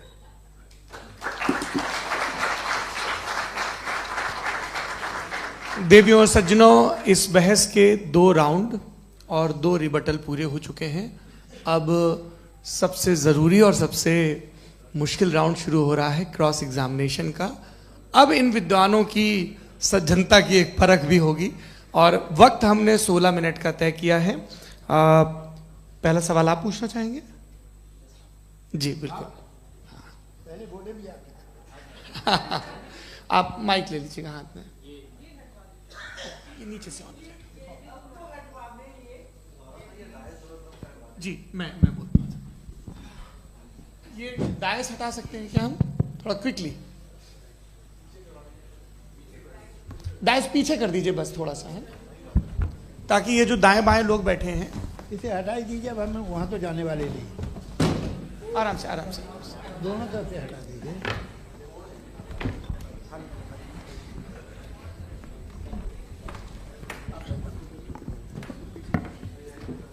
इस बीच आप लोग भी अपने अपने सवाल तैयार कर लें। ये ध्यान रखेंगे कि मैं यहाँ से सवाल लूँगा, आप लोगों को अपना हाथ ऊपर करना है, अपना नाम बताना है और अधिकतम 3 वाक्यों में अपना सवाल पूरा करना है। कई लोग सवाल की जगह भाषण देने लगते हैं, उससे आज बचना है। जी मुफ्ती साहब, पहला सवाल आपका, 16 मिनट हैं, हम दोनों लोगों के सवाल लेंगे। जी जी बहुत शुक्रिया। आपकी जो अभी बात हुई बहुत अहम थी, मैं इसको चाहूँगा कि आगे डिस्कस करूँ, लेकिन चूँकि अभी ये वो सेगमेंट है क्रॉस एग्जामिनेशन, तो सबसे पहला सवाल आपसे ये है कि जो मैं इतनी देर से कॉन्टिंजेंसी आर्ग्यूमेंट आपको बता रहा था, ये अकल से ही बता रहा था हजरत, आप ये बताएं कि आप इन्फिनिट रिग्रेस ऑफ कॉजेस को पॉसिबल मानते हैं या नेसेसरी बीइंग के एग्जिस्टेंस को सही समझते हैं? क्योंकि 2 ही ऑप्शन हो सकता है, आप ये बताएं। देखिए, आपको मैं ईमानदारी से बात करूं, एक तो मैं कॉन्टिजेंसी वर्ड ठीक से समझता नहीं, और इस वक्त भी जो आपने अंग्रेजी के अल्फाज इस्तेमाल किए वो ज़रा थोड़े से मुझे डिफ़िकल्ट और कॉम्प्लिकेटेड लगे, तो आप ज़रा सिंपल ज़बान में सवाल कर सकते हैं? बिल्कुल कर सकता हूँ जी। यूनिवर्स की हर चीज कॉन्टिंजेंट होने का मतलब यह है कि वो अपने एग्जिस्टेंस में किसी के ऊपर डिपेंडेंट है। जो भी चीज डिपेंडेंट होगी वो चीज इंडिपेंडेंट नहीं हो सकती, तो उसका कोई ना कोई कॉज होगा। तो अब आप क्या समझते हैं कि ये इन्फिनिट रिग्रेस है, यानी कॉज पर कॉज, कॉज पर कॉज, कॉज पर कॉज, और कभी कोई यानी ये एंडलेसली चलता रहा? क्योंकि अगर ऐसा होगा तो हम तो एग्जिस्टेंस में आते ही नहीं। लॉजिकली ये मुत्तफक अलैह चीज है, मुत्तफक अलैह अग्रीड अपॉन। ओके, इस पे हमने एग्री किया था कि मुश्किल शब्द आएगा तो अर्थ बताना पड़ेगा। तो इन्फिनिट रिग्रेस तो पॉसिबल नहीं है, तो कहीं ना कहीं आपको रुकना पड़ेगा ऐसे नेसेसरी बीइंग पर। नहीं, कोई जरूरत नहीं रुकने की। किसने कहा आप रुकना पड़ेगा? आप रुकते हैं खुदा पे, आप नहीं रुकते। आप कहते हैं वो हमेशा से, जब उस वक्त से है जब वक्त नहीं था। आप कहाँ रुकते हैं कि अब हुआ था वो? आप नहीं कहते। हम क्यों नहीं मान सकते कि यूनिवर्स जो है और बल्कि मल्टीवर्सेस जो है वो हमेशा से हैं, वो बनती है, बिगड़ती है। एक हमारे यहाँ एक चीज़ है ब्लैक होल, वो समेट लेता है वापस, फिर ब्लास्ट होता है, फिर फैल जाता है। और इसमें हमारी तो खैर कोई औकात ही नहीं है इंसान की। एक छोटे से ज़र्रे पे हम 50-60 साल की उम्र रखते हैं, जो करोड़ों अरबों साल की कायनात है उसमें, और पैदा भी नहायत ही बेहुदा वजह से हुए थे। तो इसमें ये सोचना कि इसकी वजूहात और ये क्यों है, ये डिपेंडेंट है, ये हम देख रहे हैं। क्या मालूम, आप सोचिए कि ये जो फैल रही है कायनात, ये कहाँ फैल रही है, ये कहाँ जा रही है, और ये फैल क्यों रही है? अरे बना ली थी तुमने, रुको भैया, काफ़ी है। ये फैल क्यों रही है? ये और कौन सी कायनात जिसे मैं दूरबीन से देखता हूँ तो 2 बिलियन लाइट ईयर पे है, उससे मेरा कोई वास्ता ही नहीं है। 2 बिलियन ईयर यानी अगर मैं 80,000 माइल्स पर सेकेंड से चलूं तो 20 करोड़ साल में वहां पहुंच जाऊंगा। इसकी जरूरत क्या थी? ये दुनिया, ये कायनात तो इंसान अशरफुल मखलूकात के लिए बनाई गई ना। तो ये सब ये टर्म समझ में नहीं आया, इसमें कोई खास समझने वाली बात थी भी नहीं।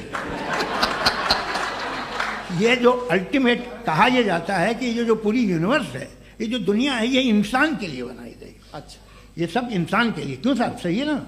बिल्कुल, लेकिन इसका ये मतलब नहीं कि किसी चीज के पीछे रीजन आपको नहीं पता तो रीजन नहीं है, इसे कहते हैं नहीं, argument from limited perspective। मुझे नहीं पता, लेकिन मेरी जिम्मेदारी नहीं है। वो बिल्कुल सही कहा था उसने, बर्टन रसल ने, आपने उसे मजाक में टाल दिया कि भाई आप एक दावा कर रहे हैं, मैं क्यों कहूं कि ये गलत है दावा, आप प्रूफ कीजिए, मेरे पे जिम्मेदारी ही नहीं है, मैंने थोड़ी कहा है, आप प्रूफ कीजिए कि ये सही है। आप आर्ग्यूमेंट ऑफ कंटिजेंसी आप का जवाब कोई ही नहीं दे सवाल रहे हैं। पूछना चाहेंगे? है? आप सवाल पूछना चाहेंगे मुफ्ती साहब से?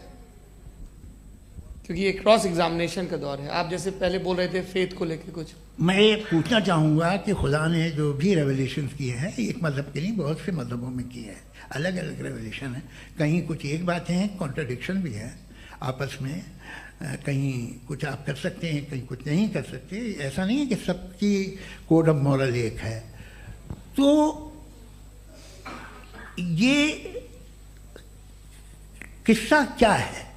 अब आप ये देखिए कि मुझे कभी कभी लगता है कि जो फुटबॉल फाइनल होता है, लाखों लोग होते हैं, फिर वो टीवी कवर कर रही करोड़ों लोग, अगर उसमें खुदा की एक बूमिंग आवाज़ आ जाती, मैं गॉड हूँ, तो सारे लोग अभी सुन लेते और टीवी पे भी सुन लेते, किस्सा खत्म होता।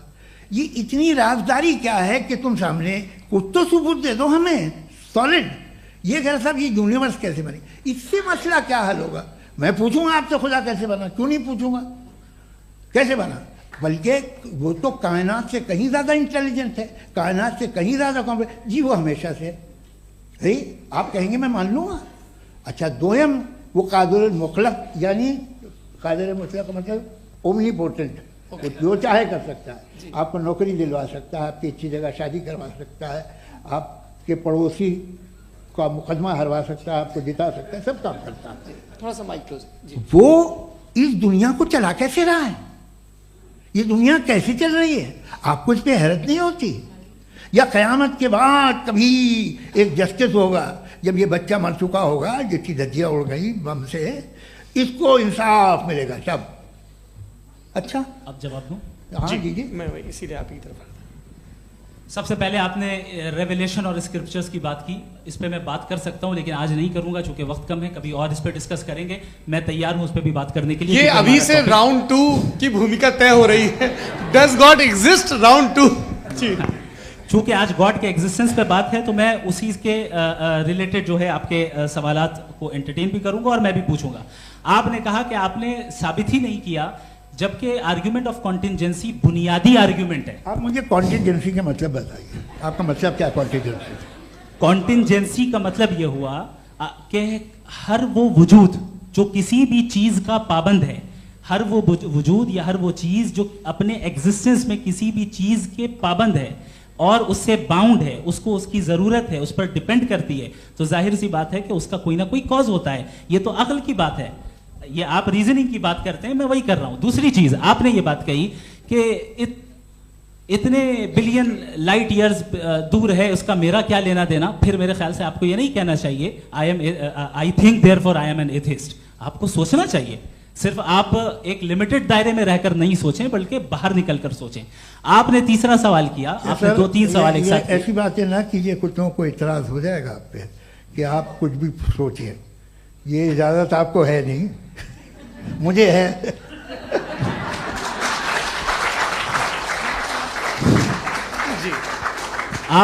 आपने प्रॉब्लम ऑफ इविल के ताल्लुक से सवाल किया और बार बार आप एक लफ्ज रिपीट कर रहे हैं कि ओमनीपोटेंट गॉड है, ऑल पावरफुल गॉड है। यही तो दरअसल समझना है कि गॉड का कॉन्सेप्ट क्या है। प्रॉब्लम ऑफ इविल जो है, प्रॉब्लम ऑफ इविल दर हकीकत 2 असम्पशंस पर कायम है। अगर आप इन 2 असम्पशंस को समझ जाएं तो ये प्रॉब्लम नहीं रहेगी, आर्ग्यूमेंट आपको समझ में आ जाएगी कि ये कोलैप्स कर जाता है। पॉइंट नंबर 1, यानी जो आपका सबसे पहला फॉल्स असम्पशन है कि गॉड मर्सीफुल है, ओमनीपोटेंट है, दुनिया में जुल्म हो रहा है। लेकिन आपको यह समझना चाहिए कि हमारे वर्ल्ड व्यू के मुताबिक गॉड सिर्फ ओमनीपोटेंट और सिर्फ मर्सीफुल नहीं है, बल्कि वो ऑल वाइज भी है और वो ऑल नोइंग भी है। उसके हर काम के पीछे हिकमत और विजडम है। ये कोई जरूरी नहीं है कि वो हिकमत और विजडम आपको समझ में आए या मुझे समझ में आए। अगर आप जो समझ रहे हैं उसके मुताबिक आप फैसला कर रहे हैं, ये लिमिटेड पर्सपेक्टिव से आर्ग्यूमेंट है। और इस चीज को हम अपनी दुनिया में, अपने लाइफ में, डेली लाइफ में इस प्रिंसिपल को एक्सेप्ट करते हैं। हम जब किसी डॉक्टर के पास जाते हैं, डॉक्टर के पास जाकर वो अगर उसने हमें कोई दवाई दी है तो हम ये तो नहीं कहते कि जब तक आपके पास जितना नॉलेज और जितना विजडम नहीं है, आपने क्यों ये दवाई दी है, तब तक हम इस चीज को एक्सेप्ट नहीं करेंगे। नहीं कहते, हम उसकी अथॉरिटी को तस्लीम करते हैं। क्यों? क्योंकि उसकी हम जानते हैं कि वो नॉलेजेबल है, वो विजडम वाला है, हमसे ज्यादा नॉलेज और हमसे ज्यादा विजडम है। बताएं सर। नहीं, डॉक्टर में और खुदा में बड़ा डिफरेंस है। डॉक्टर पढ़ा लिखा होता है एक, तो मैं उसकी बात सुनूंगा। दोयम ये नहीं कुछ जवाब तो ये भी नहीं है सर। प्लीज, आ जाइए, अगर चलिए। सब ऑडियंस से बोलने लगेंगे तो हाँ। फिर मतलब नहीं सिविलाइज्ड बहस का। मतलब आप ये कहें कि चूंकि आप डॉक्टर पे बिलीव करते हैं इसलिए खुदा पे बिलीव कीजिए, क्या ये मिसाल आपको समझाने के लिए। आर्ग्यूमेंट है, इस पे आपको एतराज नहीं है। तो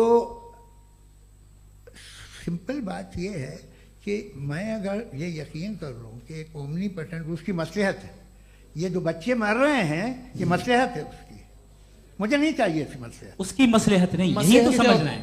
मतलब एक्सपीरियंस। अच्छा, इस आपने अभी मेरी बात पूरी सुनी नहीं। मैंने कहा आपका पूरा आर्ग्यूमेंट दो फॉल्स असम्पशंस पर है। एक फॉल्स असम्पशन मैंने बता दिया, दूसरा फॉल्स असम्पशन ये है कि इस दुनिया में इविल के होने का कोई गुड रीजन नहीं है, जबकि हमारे पास बाज रीजंस मौजूद हैं, हमारे पास बाज वजूहात मौजूद हैं। अगर इस दुनिया में इविल ना हो तो आप गुड को डिफाइन कैसे करेंगे? अगर जुल्म ना हो आप इंसाफ को समझेंगे कैसे? अगर तारीकी ना हो तो आप लाइट को समझेंगे कैसे? बहुत अच्छे। अभी और सुन लें, अभी और बाकी है। ये तो बात बहुत पसंद आई साहब मुझे कि जब तक रेप ना हो तब तक औरतों की इज्जत का ख्याल आपने मेरा जवाब पूरा सुना ही नहीं। जब तक के बच्चों का कत्ल ना किया जाए तब तक आपको बच्चों की मासूमियत की इज्जत है। आपने पूरा जवाब सुना ही नहीं। क्या बात है, क्या आपने नुक्ता निकाला हुआ? आपने पूरा जवाब सुना ही नहीं। आप सुन लें, मेरी बात सुन लें। ये मैंने आपको एक चीज बताई। दूसरी चीज, इस दुनिया में हम आए हैं टेस्ट के लिए, हमारा टेस्ट हो रहा है और हर इंसान का अलग अलग अंदाज में टेस्ट होता है। और इस दुनिया में अगर इविल मौजूद है तो वो इविल जरिया है हमारे अंदर ह्यूमन नोबल क्वालिटीज को डेवलप करने का और अलग अलग फील्ड में प्रोग्रेस करने का। और अगर हमारे अंदर और इस दुनिया में इविल नहीं होता तो बताइए टेस्ट का मतलब क्या होता? अगर मैं अपने स्टूडेंट को एमसीक्यूज दूं और उसमें सिर्फ राइट आंसर लिख कर दे दूं और कहूं तुम्हारा टेस्ट हो गया, ये मीनिंगलेस है। इस दुनिया में अगर हम टेस्ट के लिए आए हैं तो जाहिर है गुड एंड इविल दोनों मौजूद है। तो अगर गुड एंड इविल दोनों मौजूद है तो ये इविल भी खुदा का बनाया हुआ है। जी हाँ, खुदा का बनाया हुआ है। लेकिन अच्छा, चलो अच्छी बात। जी बिल्कुल, तो बिल्कुल खुदा ने बनाया। अभी तो ये है कि जो मेजॉरिटी है दुनिया में वो इविल है, तो ये खुदा एक्चुअली इविल के साइड पे लग रहा है मुझे। बिल्कुल भी नहीं, मैं बताता हूं। मेजॉरिटी में तो वो है। क्या बात कर रहे हैं भाई आप? मैं बहुत कोई भी जो मुंसिफ होगा, चाहे आपका अपना घर हो जिसके आप सबसे बड़े हैं, चाहे आपकी ऑर्गेनाइजेशन हो जो आप चलाते हैं, वहां पर आप इविल रखेंगे साबित करने को कि बाकी लोग शरीफ हैं। मेरी बात सुन क्या ये आर्ग्यूमेंट ही गलत है? अगर कि जब तक के कोई इविल नहीं होगा तब तक के शरीफ आदमी शरीफ नहीं लगेगा। अगर एग्जामिनर गलत ऑप्शन दे रहा है तो एग्जामिनर इविल नहीं हो गया, जो गलत ऑप्शन को सेलेक्ट कर रहा है वो फेल होगा। क्रिएटर ने इविल को बनाया है लेकिन वो इविल नहीं है। अच्छा सुनिए मेरी बात, एक लेट मी कंप्लीट सर। जी जी। क्रिएटर ने इविल को बनाया है टेस्ट के लिए, वो इविल नहीं है। इविल वो होगा जो उसे इख्तियार करेगा। छुरी को बनाने वाला गलत नहीं होता है, छुरी का गलत इस्तेमाल करने वाला गलत होता है। रेप को कैसे गलत इस्तेमाल करते हैं? रेप इंसान के फ्री विल का नतीजा है। ये रेप कैसे गलत इस्तेमाल होता है? ये मुझे अब सुन लें, अब सुन लें। गलत इस्तेमाल होता है। हाँ मैं बता रहा हूँ ना, कैसे गलत? मैं बता रहा हूँ जी। कि जो इविल इस दुनिया में मौजूद है उसके कई सारे तरीके हैं। एक तरीका इंसान का अपना फ्री विल है। अब अगर कोई रेपिस्ट रेप कर रहा है तो इसका गॉड का कसूर नहीं है, वो अपने फ्री विल का गलत इस्तेमाल कर रहा है, उसको सजा मिलनी चाहिए। अच्छा। और उसी के लिए जहन्नम बनाई गई है। ये फ्री विल का भी बड़ा चक्कर। आप जब कोई बुरा काम करते हैं या कोई बुराई होती है तो ये कहा जाता है कि ये फ्री विल है। 7 billion free wills are moving on this planet. 7 billion free will. और एक आदमी अपनी फ्री विल से मुझे कत्ल कर दे तो मैं खुदा की मर्जी से मरा हूं कि इसकी फ्री विल की वजह से? मेरी मौत खुदा के हाथ है या ये फ्री विल वाले के हाथ? खुदा ने फ्री विल का निजाम बनाया है और उस निजाम का गलत इस्तेमाल करके कोई आपको मार रहा है, इस्तेमाल करके मेरा कत्ल कर देता है। अब मेरी मौत का जिम्मेदार कौन है? वो इंसान जिम्मेदार है। वो इंसान। जी। तो ये कहना कि और उसको सजा मिलेगी। तो अब आप आगे चलिए कि ये तय करना कि अल्लाह ही या खुदा, सॉरी अल्लाह नहीं, खुदा ही जिंदगी देता है, खुदा ही मौत देता है, ये गलत है।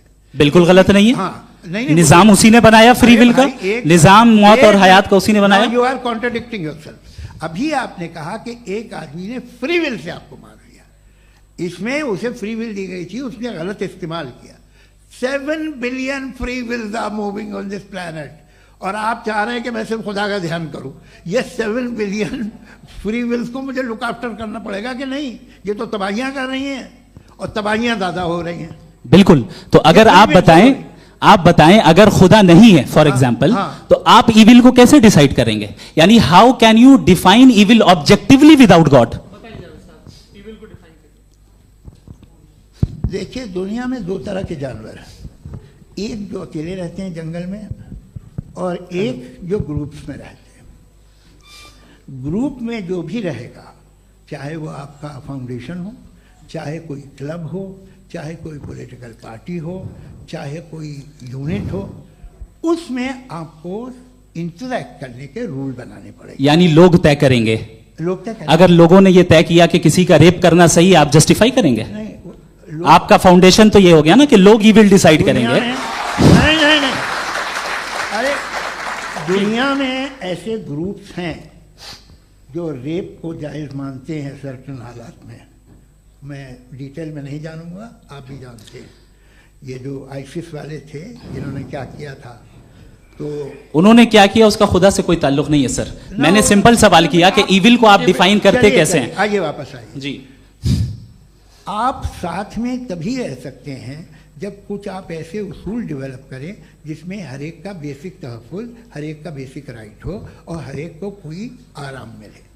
यही तरीक़ा है किसी भी ऑर्गेनाइजेशन जिसमें एक से ज़्यादा लोग हैं और वो ऐसे चलती है ज़िंदगी। उसमें अगर आप गड़बड़ करेंगे तो तबाही होगी, नुकसान होगा, बर्बादियाँ आएंगी। और अगर उसमें आप घर ले लीजिए ना, एक हस्बैंड है, एक वाइफ है, बच्चे हैं, वालदा भी हैं, 2 बहनें भी हैं, एक भाई भी है। अब इसमें कोई निज़ाम आपको चाहिए साथ में रहने का, और एक दूसरे पे भरोसा रहे, एक दूसरे के बहीख्वाह हों, एक दूसरे की मदद करें, ऐसी जिंदगी। सर आपकी बात आ गई, आप ये कह रहे हैं कि लोग डिसाइड करेंगे क्या सही है क्या गलत है, यही है? मेजॉरिटी डिसाइड करेगी क्या सही है क्या गलत है? अरे भाई बिल्कुल। मेजॉरिटी अगर ये कहे कि नाजी जर्मनी के साथ जिस तरह मेजॉरिटी थी कि जेनोसाइड करना सही, आप जस्टिफाई करेंगे? उस वक्त आपका ये सवाल सिर्फ उसके बाद क्लोजिंग। हाँ, उस वक्त प्लेनेट पे जो लोग थे, उनमें कितने लोग हिटलर को सही समझते? अच्छा, प्लेनेट की मेजॉरिटी तय करेगी सोसाइटी की नहीं? प्लेनेट की मेजॉरिटी गॉड के एग्जिस्टेंस को सही मानती है, आप क्यों नहीं मानते?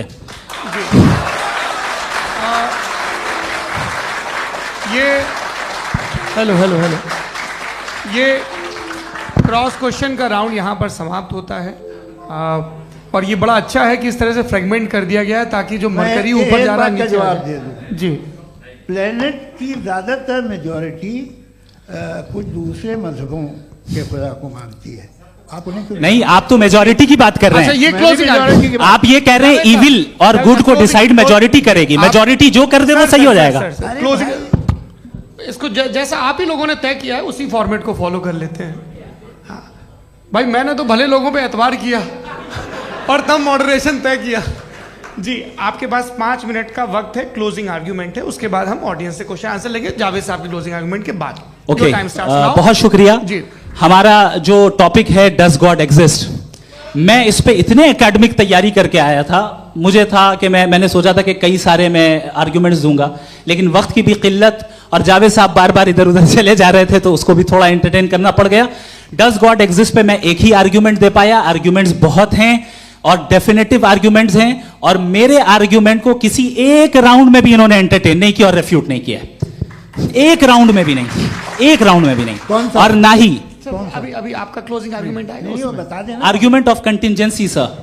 अरे मैं आपसे कई बार कह चुका हूं कंटिजेंसी का मतलब अब मैं कैसे समझाऊं आपको? आपस में हाँ, आप और कितने आसानी से समझाऊं मैं, मुझे तो नहीं समझ में आ रहा है। आप अपनी आर्ग्यूमेंट ऑफ कंटिजेंसी उर्दू में बोल सकते हैं। हाँ, आप अपनी बात पूरी कर ले जी, आखिरी 4 मिनट। दूसरी चीज, just a minute please ma'am, can I talk? दूसरी चीज ये है कि आपने एक तो इसका जवाब नहीं दिया, दूसरा आपने गॉड के ना होने पर कोई डेफिनेटिव आर्ग्यूमेंट नहीं दिया, सिर्फ मजहब पे बात कर रहे हैं आप। मजहब तो आज हमारा टॉपिक ही नहीं था, आज तो हमारा टॉपिक हो, आप मजहब से ले लेकर आईएस तक चले गए, भाई हमारा क्या ताल्लुक है उससे? We condemn them. और उसका गॉड से क्या ताल्लुक है? अगर कोई गलत काम कर रहा है, किसी ने किसी को कत्ल किया, किसी ने किसी का रेप किया, उसको सजा मिलनी चाहिए। और आपके पास कोई भी rational strong foundation of morality नहीं है। आपने कहा कि मेजॉरिटी तय करेगी सोसाइटी की, वो सही होगा। मैंने कहा हिटलर को फिर आप सही कहेंगे? नहीं नहीं नहीं नहीं, प्लैनेट की सोसाइटी की मेजॉरिटी तय करेगी। तो प्लैनेट की मेजॉरिटी गॉड के एग्जिस्टेंस को मानती है, आप कह रहे हैं ये रिलीजियस है। तो यानी आपके पास कोई स्ट्रॉन्ग फाउंडेशन नहीं है ऑब्जेक्टिव मोरालिटी का। ऑब्जेक्टिव मोरालिटी का अगर कोई फाउंडेशन है तो वो सिर्फ गॉड है, गॉड है, गॉड है। थैंक यू जी। ये मुफ्ती शमाइल नदवी साहब का क्लोजिंग आर्ग्यूमेंट था। अब हमारे पास जी ये बड़ा अच्छा है कि दोनों लोगों को मॉडरेटर से शिकायत भी और बोल रहे भाई हमारी शाबाशी भी तो करते चलो। अब मेरी बात जी, आपके पास जावेद अख्तर साहब 5 मिनट का वक्त है। ये आपका क्लोजिंग आर्ग्यूमेंट है, टाइम रीसेट कर दें जी। देखिए, बहुत सारी बातें हैं। गॉड का डेफिनेशन दुनिया के किसी भी रिलीजन में है कि वो ओमनीपोटेंट है, ओमनीप्रेजेंट है, he is just, he is kind, he loves you and so on. मैं जब दुनिया देखता हूँ तो मुझे कोई ऐसा सुप्रीम पावर यहाँ दिखाई नहीं देती है जो इंसान की बहबूदी के लिए कुछ कर रही हो, कमज़ोर को बचा रही हो, मदद कर रही हो, जालिम को पीछे हटा रही हो। मैं नहीं देखा, तारीख़ में नहीं। एक तो अगर है और ये देख रहा है तमाशा, तो उसका होना न होना बराबर है। दोयम ये कि ये जो है, जब आप ये कहते हैं कि कायनात जिसकी कंटिजेंसी है, मैं देखिए वो लफ्ज़ इस्तेमाल किया मैं, तो ये कैसे हो सकती है भाई? और फौरन आप सरेंडर कर देते हैं कि जाहिर है कि इसका बनाने वाला तो इससे 10,000 गुना था तो कॉम्प्लिकेटेड होगा। उस पर आपके होने पे कोई इतराज़ नहीं है। उसे वो टाइमलेस है, वो पहले से था, टाइम तो बहुत बाद में आया। ये सब आप मानने को तैयार है जिसका आपके पास कोई सबूत नहीं, आपके पास कोई रीज़न नहीं है। आपकी तारीख क्या है मजहब होगी, बिलीफ की, जो खुदाओं का बिलीफ है, ये कॉन्स्टेंटली गलत साबित होता रहा है। मतलब आप कहें कि अरिस्टोटल के ज़माने में तो सब जाहिल थे, वो भी इतने ही यकीन से खुदा पे यकीन रखते थे, जो अब नहीं रहा, ये भी नहीं रहेगा। आप लिख लीजिए, और इसके आसार आपको दुनिया में दिखाई देना शुरू हो चुके हैं। ये बहस क्या आज से 100 साल पहले इस तरह हो सकती थी? यहाँ तक तो आपको हम ले आए हैं। तो सर अरे इनको मदद की ज़रूरत नहीं भाई, ये सेल्फ सफिशिएंट आदमी है, आप क्यों इनकी मदद कर रहे हैं? Sir please. तो ये जो है तमाम बातें अपनी जगह हैं। ये एक पैकेज है। आप अकेले, कोई आदमी ऐसा नहीं जो सिर्फ गॉड को मानता हो, उसके साथ बहुत पैराफर्नेलिया आता है, अलग अलग पैराफर्नेलिया आते हैं। They have always created chaos in the society.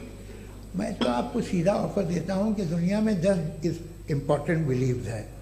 आप एक मानते हैं, 9 नहीं मानते, 9 में आप एथियस्ट हैं, 9 को आप बिल्कुल रीजनेबली मेरी तरह देखते हैं।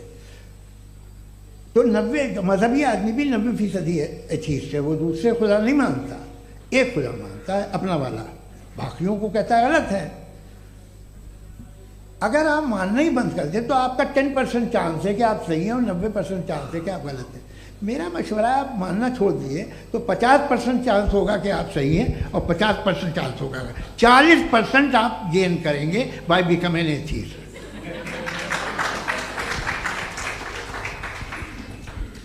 ये एक फरसूदा ख्याल है, ये ख़त्म हो रहा है। हो सकता है मेरी ज़िंदगी में ना हो, लेकिन ये हो जाएगा। जो बातें ये इनको आप मेटाफिजिकल, ये वो ऐसे रिस्पेक्टेबल टर्म दे दिए, ये तो उन लोग के हैं जिन्हें ना फिजिक्स मालूम थी ना मेटा मालूम था, ये उन्होंने आपको दिए हैं। जी बहुत शुक्रिया आप दोनों लोगों का। और अब इस बातचीत का आखिरी राउंड शुरू होगा, डज गॉड एग्जिस्ट की ये बहस मुफ्ती शमाइल नदवी और जावेद अख्तर साहब के बीच।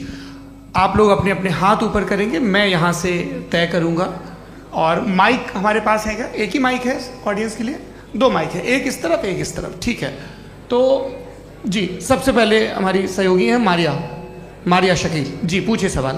थोड़ा सा रुकेंगे ताकि कैमरे का फ्रेम आप पर आ जाए, आपकी तो प्रैक्टिस है टीवी की। जी नदवी साहब, मैं खुदा को मानती हूँ, पहले पहले मैं इसी प्रमाइस से शुरू कर रही हूँ और ये बता रही हूँ आपको, मैं मानती हूँ, लेकिन कुछ सवाल हैं जो जावेद साहब ने उठाया, उसका जवाब आपको देना चाहिए।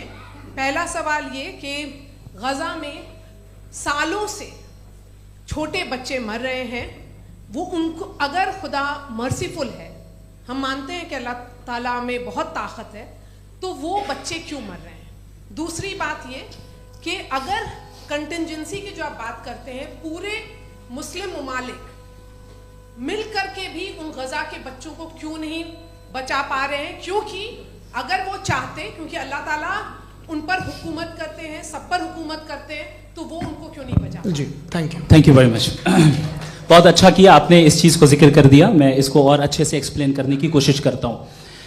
देखें, जहाँ तक आपने कहा कि गज़ा के बच्चों को मारा जा रहा है, देखिए दो वर्ल्ड व्यू है, एक एथीस्टिक वर्ल्ड व्यू, एक थीस्टिक वर्ल्ड व्यू है। बच्चे मर रहे हैं दोनों वर्ल्ड व्यू में, लेकिन हमारा वर्ल्ड व्यू कह रहा है कि रिकॉम्पेंस है, ये कह रहे हैं कि उनका मरना बेकार जाने वाला है, कोई उसका रिकॉम्पेंस नहीं है, चूंकि इनके यहाँ आखिरत और अल्लाह का कोई तसव्वुर या गॉड का कोई तसव्वुर नहीं है। आपने ये सवाल किया कि गॉड मर्सीफुल है, क्यों नहीं रोकता? ये मैंने बताया कि ये मिसकंसेप्शन है लोगों के दरमियान कि गॉड को सिर्फ मर्सीफुल और ओमनीपोटेंट समझते हैं। गॉड के सिर्फ यही दो एट्रीब्यूट्स नहीं हैं, गॉड के कई सारे एट्रीब्यूट्स हैं, उनमें से अल हकीम भी है, उनमें से ऑल वाइज भी है, ऑल नोइंग भी है। लिहाजा अगर इस दुनिया में किसी को तकलीफ आ रही है और गॉड उसको नहीं रोक रहा है, वो इसलिए नहीं रोक रहा है चूंकि इंसानों को फ्री विल दिया गया है। ठीक इसी तरीके से अगर एक डॉक्टर किसी छोटे बच्चे को इंजेक्शन लगा रहा है, उसे तकलीफ पहुंच रही है, उसके लिमिटेड पर्सपेक्टिव के एतबार से यह गलत हो रहा है और डॉक्टर बुरा है। लेकिन जब आप ब्रॉडर पिक्चर को देखेंगी, आपके और हमारे पास सिर्फ एक पिक्सल है, हमें इतना नजर आ रहा है कि गजा में कत्ल हो रहा है, लेकिन इसके पीछे कितना रिकॉम्पेंस उनको मिलने वाला है, पूरा पिक्चर गॉड के पास है। तो एक पिक्सल से आप पूरे पिक्चर को कभी भी जज नहीं कर सकती। आप इसमें कुछ जोड़ना चाहेंगे? आपको कुछ बोलना है इसमें? भैया आपने बहुत अच्छा जस्टिफिकेशन दिया। या आप वो जो वहाँ के प्राइम मिनिस्टर इजराइल के उन्हें भेजिए, वो बहुत खुश होंगे। आप जस्टिफिकेशन दे देना कि अगर गॉड नहीं है तो बच्चे क्यों मर रहे हैं, आप बताएं। वो ये सवाल पूछ रहे हैं कि अगर आप ईश्वर का अस्तित्व नहीं मानते हैं तो उन बच्चों की मौत को आप कैसे इंटरप्रेट करते हैं? भाई ये दुनिया जो है, जो ताकतवर लोग होते हैं वो एक नाइंसाफी करते हैं। तो ये अच्छा काम है आपके नजदीक, तो नेचर नाइंसाफी पे मबनी है। अरे मेरे भाई, आप नेचर की कहाँ बात कर रहे हैं, तो इंसान की बात। तो फिर जब मैं इंसान की बात कर रहा था, आप नेचर की बात करने लग गए। क्रॉस एग्जामिनेशन नहीं। हाँ, अब आप मुझे बोलने नहीं देंगे तो अलग बात है, आप बोलिए, मुझे कोई जल्दी नहीं। जी नहीं, ये क्रॉस एग्जामिनेशन मुझे बोल तो लेने दीजिए। जी बोलिए। क्या बात ये है कि ह्यूमन सोसाइटी तभी साथ में रह सकती है जब वो मोहब्बत से, एकता से, एक दूसरे के एहतराम करके रहे। इसके अलावा पॉसिबल नहीं है, अकेले तो इंसान रह नहीं सकता। वहाँ पर कुछ लोग हैं जो फाउल करते हैं, वो फाउल हमेशा से तारीख में होता आया है। आज ये हो रहा है, जो हो रहा है बहुत बुरा हो रहा है, बहुत जालिमाना है, बहुत जाबराना है।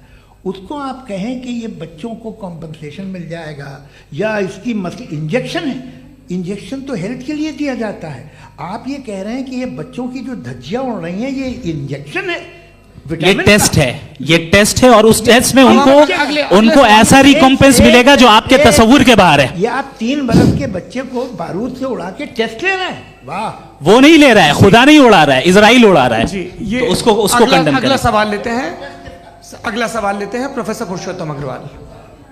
मुफ्ती साहब, एक निवेदन आपसे है कि कम से कम थोड़ा सा माइक क्लोज, एक रिलीजियस और फिलोसफिकल कर मैं प्लीज। एक रिलीजियस और फिलोसफिकल ट्रेडिशन है जो ब्रह्मांड को यानी यूनिवर्स को ही अंतिम मानती है।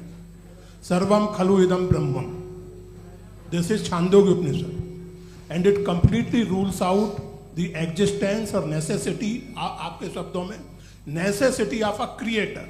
The creation itself is the creator. तो एक मिनट प्लीज। दूसरा जो सवाल आपने अभी, जो आप बार बार कह रहे हैं कि भगवान विद्वान भी है, वाइज, सब जानने वाला, तो अगर विजडम में दुनिया भर के पापों और अत्याचारों को बर्दाश्त करना शामिल है, तो फिर इसका मतलब ये हुआ कि अगर मैं फ्री विल से उसको अपोज करता हूं तो ईश्वर की विजडम और मेरी फ्री विल में कॉन्ट्राडिक्शन है। Because when I am opposing whatever is happening in Gaza, then I am opposing the God's will. और गॉड्स विजडम जवाब लेते हैं क्योंकि तो गॉड की विजडम में, एक मिनट सर प्लीज सर, ये एक जुमला, गॉड की विजडम है कि गाजा में जो कुछ हो रहा है वो हो रहा है, मैं उसका अपोज कर रहा हूं, तो मैं गॉड की विजडम के खिलाफ जा रहा हूं। एक सवाल। दूसरा ये नहीं आपने दो ऑलरेडी।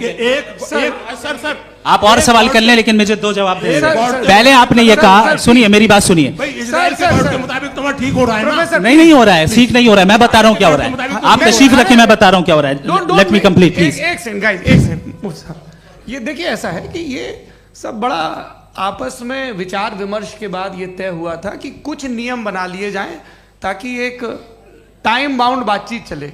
और भाई साहब, आप बड़ा जरूरी काम कर रहे हैं, लेकिन कैमरे के फ्रेम में आके उस काम को गड़बड़ कर दे रहे हैं। ठीक है गुरु, अब मेरे को कहीं का गुस्सा कहीं निकालना था, सॉरी।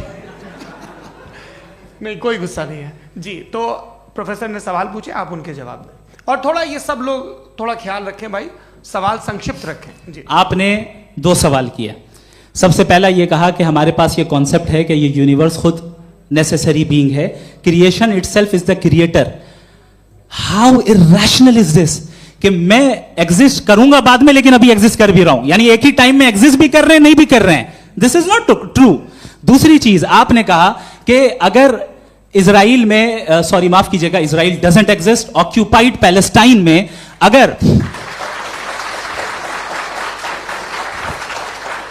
अगर ऑक्यूपाइड पैलेस्टाइन में बच्चों को मारा जा रहा है फ्री विल की वजह से और गॉड नहीं रोक रहा, ये कॉन्ट्राडिक्शन है। ये बताइए कि एक एग्जाम में एक बच्चा गलत आंसर लिख रहा है, सुनिए, एग्जामिनर चाहे तो रोक सकता है, क्यों नहीं रोक रहा है?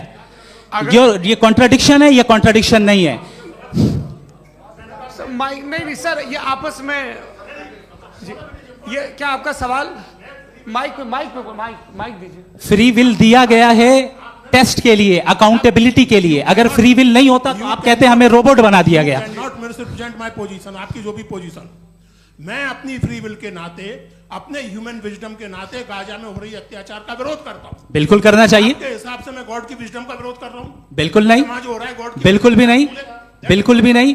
उसका वहां पर गाजा में कत्ल होना ये इंसानों के गलत इस्तेमाल का नतीजा है, फ्री विल के इस्तेमाल का नतीजा है। गॉड इसका हुक्म नहीं देता, उससे रोकता है। यही तो मसला है ना, आपके लिए कॉन्सेप्ट क्लियर नहीं नहीं भाई, आपने तो बताया था इंजेक्शन लगाने से बच्चे को तकलीफ होती है, ये इंजेक्शन लगा। सर आप ऐसे रेटोरिक स्टेटमेंट दे तब तो कोई मसला नहीं समझते रहेंगे। This is a rhetoric statement, this is not a logical argument sir. I am sorry, I am sorry. आखिरी 30 मिनट बड़े मुश्किल होने वाले हैं जी। मुफ्ती साहब आगे बैठे हैं, इनको माइक दीजिए। हाँ तरुण, माइक आप अपने पास रखिए, आपको कैमरे का फ्रेम पता है जी। सबसे पहले दोनों को मुबारकबाद। एक सर अपना आप नाम बता दें। आप अमेरिका में शिकागो में रहते हैं, इतना मुझे याद है। बताया आपको, यासिर नदीम अलवाजदी मेरा नाम है। जावेद सर, आपसे एक क्वेश्चन है इन्फिनिट रिग्रेस के ताल्लुक से। एक हाइपोथेटिकल सिनेरियो है, मसलन अगर आप सर माइक थोड़ा सा प्लीज क्लोज रखिए जी। अगर आप शायर इसलिए हैं कि आपके कोई उस्ताद शायर थे, और वो इसलिए शायर थे कि उनके कोई उस्ताद शायर थे, और इसी तरीके से हम माजी में पीछे चलते चलते चले जाएं और कहीं ना रुके, तो माफ कीजिएगा आप कभी शायर नहीं हो सकते। लेकिन आप शायर हैं, आपका शायर एग्जिस्ट करता है, इसका मतलब ये है कि आप कहीं ना कहीं रुके हैं। तो मेरा सवाल ये है कि क्या आप इन्फिनिट रिग्रेस ऑफ कॉजेस को लॉजिकल फैलेसी मानते हैं या नहीं मानते? हाँ या ना? मैं इन्हें लॉजिकल फैलेसी नहीं मानता हूँ, लेकिन मेरा प्रॉब्लम यह है कि जब मैं नहीं मानता हूँ तो I will continue with this logic जो फैलेसी नहीं हो। आप एक जगह रुक जाते हैं जाके, आप कहते हैं ये गेंद कैसे बनी, ये जजीरा कैसे बना, ये समंदर कैसे बना, ये ज़मीन कैसे बनी, और अचानक गॉड पे जाके आपको ब्रेक लग जाता है। एक बार आप सवाल नहीं करते कि भाई इनको बनाने वाला तो इनसे भी कॉम्प्लिकेटेड होगा, वो कैसे बना, उसके बारे में आपने इत्मीनान कर लिया, वो हमेशा से है। तो अगर आप उसे हमेशा से मानते हैं तो फिर ये मान लीजिए कि कायनात हमेशा से है, क्या तकलीफ? फिर हम वजूद में नहीं आते जी है? हम मौजूद नहीं। अच्छा सर क्यों नहीं होता? मैं बताऊंगा प्लीज। जैसे मैंने मिसाल दी आपके शेर, आपका शेर कभी वजूद में ना आता अगर शायर इसी तरह चलते रहते हमेशा जी। माइक मेरे ख्याल से एक सेकंड। इन्फिनिट रिग्रेस का कॉन्सेप्ट क्लियर नहीं हो पाया, ऐसे रहने दें, लेट्स मूव ऑन सर। ठीक है। हाँ थोड़ा सा मॉडरेटर का भी ख्याल रखें। नहीं आपने तो रखा है, आपने रखा है। यहाँ पे गौहर रजा साहब हैं, वो भी एक सवाल पूछना चाहते हैं। माइक नीचे से ऑन कर दिए नीचे। पहले तो ये कह दूं कि मैं उन बच्चों से शर्मिंदा हूं जिनको गज़ा में कत्ल किया गया, क्योंकि हमारे होते हुए कत्ल किया गया, लेकिन उससे ज़्यादा शर्मिंदगी इस बात से हुई कि मुझे लगा कि मुफ्ती साहब उसको जस्टिफाई कर रहे हैं। बिल्कुल भी नहीं, आप बहुत ही गलत, मुझे लगा मैं गलत हो सकता हूं। बिल्कुल गलत। मैं सवाल पूछ रहा हूं, सवाल मैं सवाल पूछ रहा हूं। मैं जावेद भाई से डिसएग्री करता हूं। एक सेकंड देखिए, अगर देखिए ऐसा, एक सेकंड आप सर, वेट, अरे आप कुछ मेरे पहले मुझे अपनी बात कह लेने दीजिए। अगर ऑडियंस तय करेगी तो फिर मॉडरेटर का मतलब नहीं। मेरा आप सबसे ये कहना है, ये बहस दो लोगों के बीच में है, एक तरफ मुफ्ती साहब, एक तरफ जावेद साहब। पिछले 1.5 घंटे से ये लोग अपने अपने तर्क रख रहे हैं। आपकी इनसे इत्तेफाकी हो सकती है, ना इत्तेफाकी हो सकती है। मेरे उस्ताद मुझे सिखा गए हैं कि मुखामुखम में असहमति की गुंजाइश बची रहनी चाहिए। अगर मैं आपकी बहुत इज्जत करता हूं गौहर साहब, आपने जो कमाल की किताबें लिखी, साइंटिफिक टेम्परामेंट, लेकिन मेरी ये गुजारिश है आप सबसे कि यदि आप इन लोगों ने जो बोला उन पर टिप्पणियां करेंगे तो ना वक्त की पाबंदी रहेगी, ना वो अनुशासन। आप सवाल पूछ लें, उस सवाल में जो बात आ जाए वो आ जाए। मैं जावेद साहब से डिसएग्री करता हूं, इसलिए जावेद साहब से सवाल पूछ रहा हूं। आपका सवाल जावेद अख्तर साहब से, और सवाल यह है मेरा कि जावेद साहब ने कई बार लॉजिक का इस्तेमाल किया कि साइंस में लॉजिक है और रिलीजन में लॉजिक नहीं है। मेरा ख्याल यह है कि रिलीजन में भी लॉजिक है, लेकिन उस लॉजिक की बेसिस ये है कि आप रुक जाते हैं, जिसका जिक्र जावेद साहब ने बार बार किया, यानी खुदा के तसव्वुर पे आते हुए, गॉड के तसव्वुर पे आते हुए रुक जाते हैं। और इसमें सवाल पूछना मतलब फॉरबिडन होता है। सवाल यह है कि क्या जावेद साहब इससे एग्री करते हैं कि साइंस की लॉजिक अलग है और रिलीजन की लॉजिक अलग है? बताइए सर। देखिए, 3 चीज़ें हैं, साइंस है, एक है मंतिक है, इस्तिदलाल है, और एक जो है कुछ भी नहीं है, फेथ है, अकीदा है। मैं अकीदे की लॉजिक का कायल नहीं हूँ। मुझे आप इस्तिदलाल से, लॉजिक से, रीज़न से समझाइए, मैं मानने को तैयार हूँ, मेरा क्या नुकसान होगा। लेकिन ये कि अकीदे पे मैं नहीं जा सकता हूँ। अकीदे का मतलब है कि तुम ये मान लो, सवाल ना करो, ये नहीं। आप सारी बातें करके, बड़ी साइंटिफिक बातें करके एक जगह जाके खुदा के हुदूद पे रुक जाते हैं, सरेंडर कर देते हैं। मैं सरेंडर करने को तैयार नहीं। That's all. जी, ये आगे सर बैठे हुए हैं, इनको माइक दीजिए। भाई वो आप पूछना चाह रहे थे ना भाई? हाँ, नहीं मैं ये, थैंक यू जी। आपका नाम? आसिम इफ्तिखार। आसिम जी, पूछिए। सर, जावेद सर से सवाल है कि आपने अपने क्लोजिंग, माइक थोड़ा करीब है। अपने क्लोजिंग स्टेटमेंट में ये बात कही थी कि मज़हब का जो फ्यूचर है वो ज़्यादा दिन नहीं जाने वाला है। लेकिन मैं देख पा रहा हूँ कि जो ऑक्सफोर्ड यूनिवर्सिटी की एक स्टडी है 2011 में हुई है, जिसके 50 एकेडमिशियंस ने इसको अंजाम दिया था, उसमें वो ये कहते हैं कि जो फेथ इन गॉड है वो इनबिल्ट है ह्यूमन नेचर के अंदर, जिसको हम कहते हैं फितरत के अंदर शामिल है वो। और वो ये कहते हैं कि अगर कोई ये समझता है कि मज़हब को वो ख़त्म कर देगा तो ये उसकी गलत फहमी है। तो आप इसके बारे में, इस स्टडीज़ के बारे में क्या कहते हैं? ठीक है, मैं उनसे एग्री नहीं करता हूँ। वो कौन से प्रोफेसर होंगे? ऐसा उनके क्या पास डेटा है, इन्होंने डेटा के बेस होगा। डेटा क्या हो सकता है?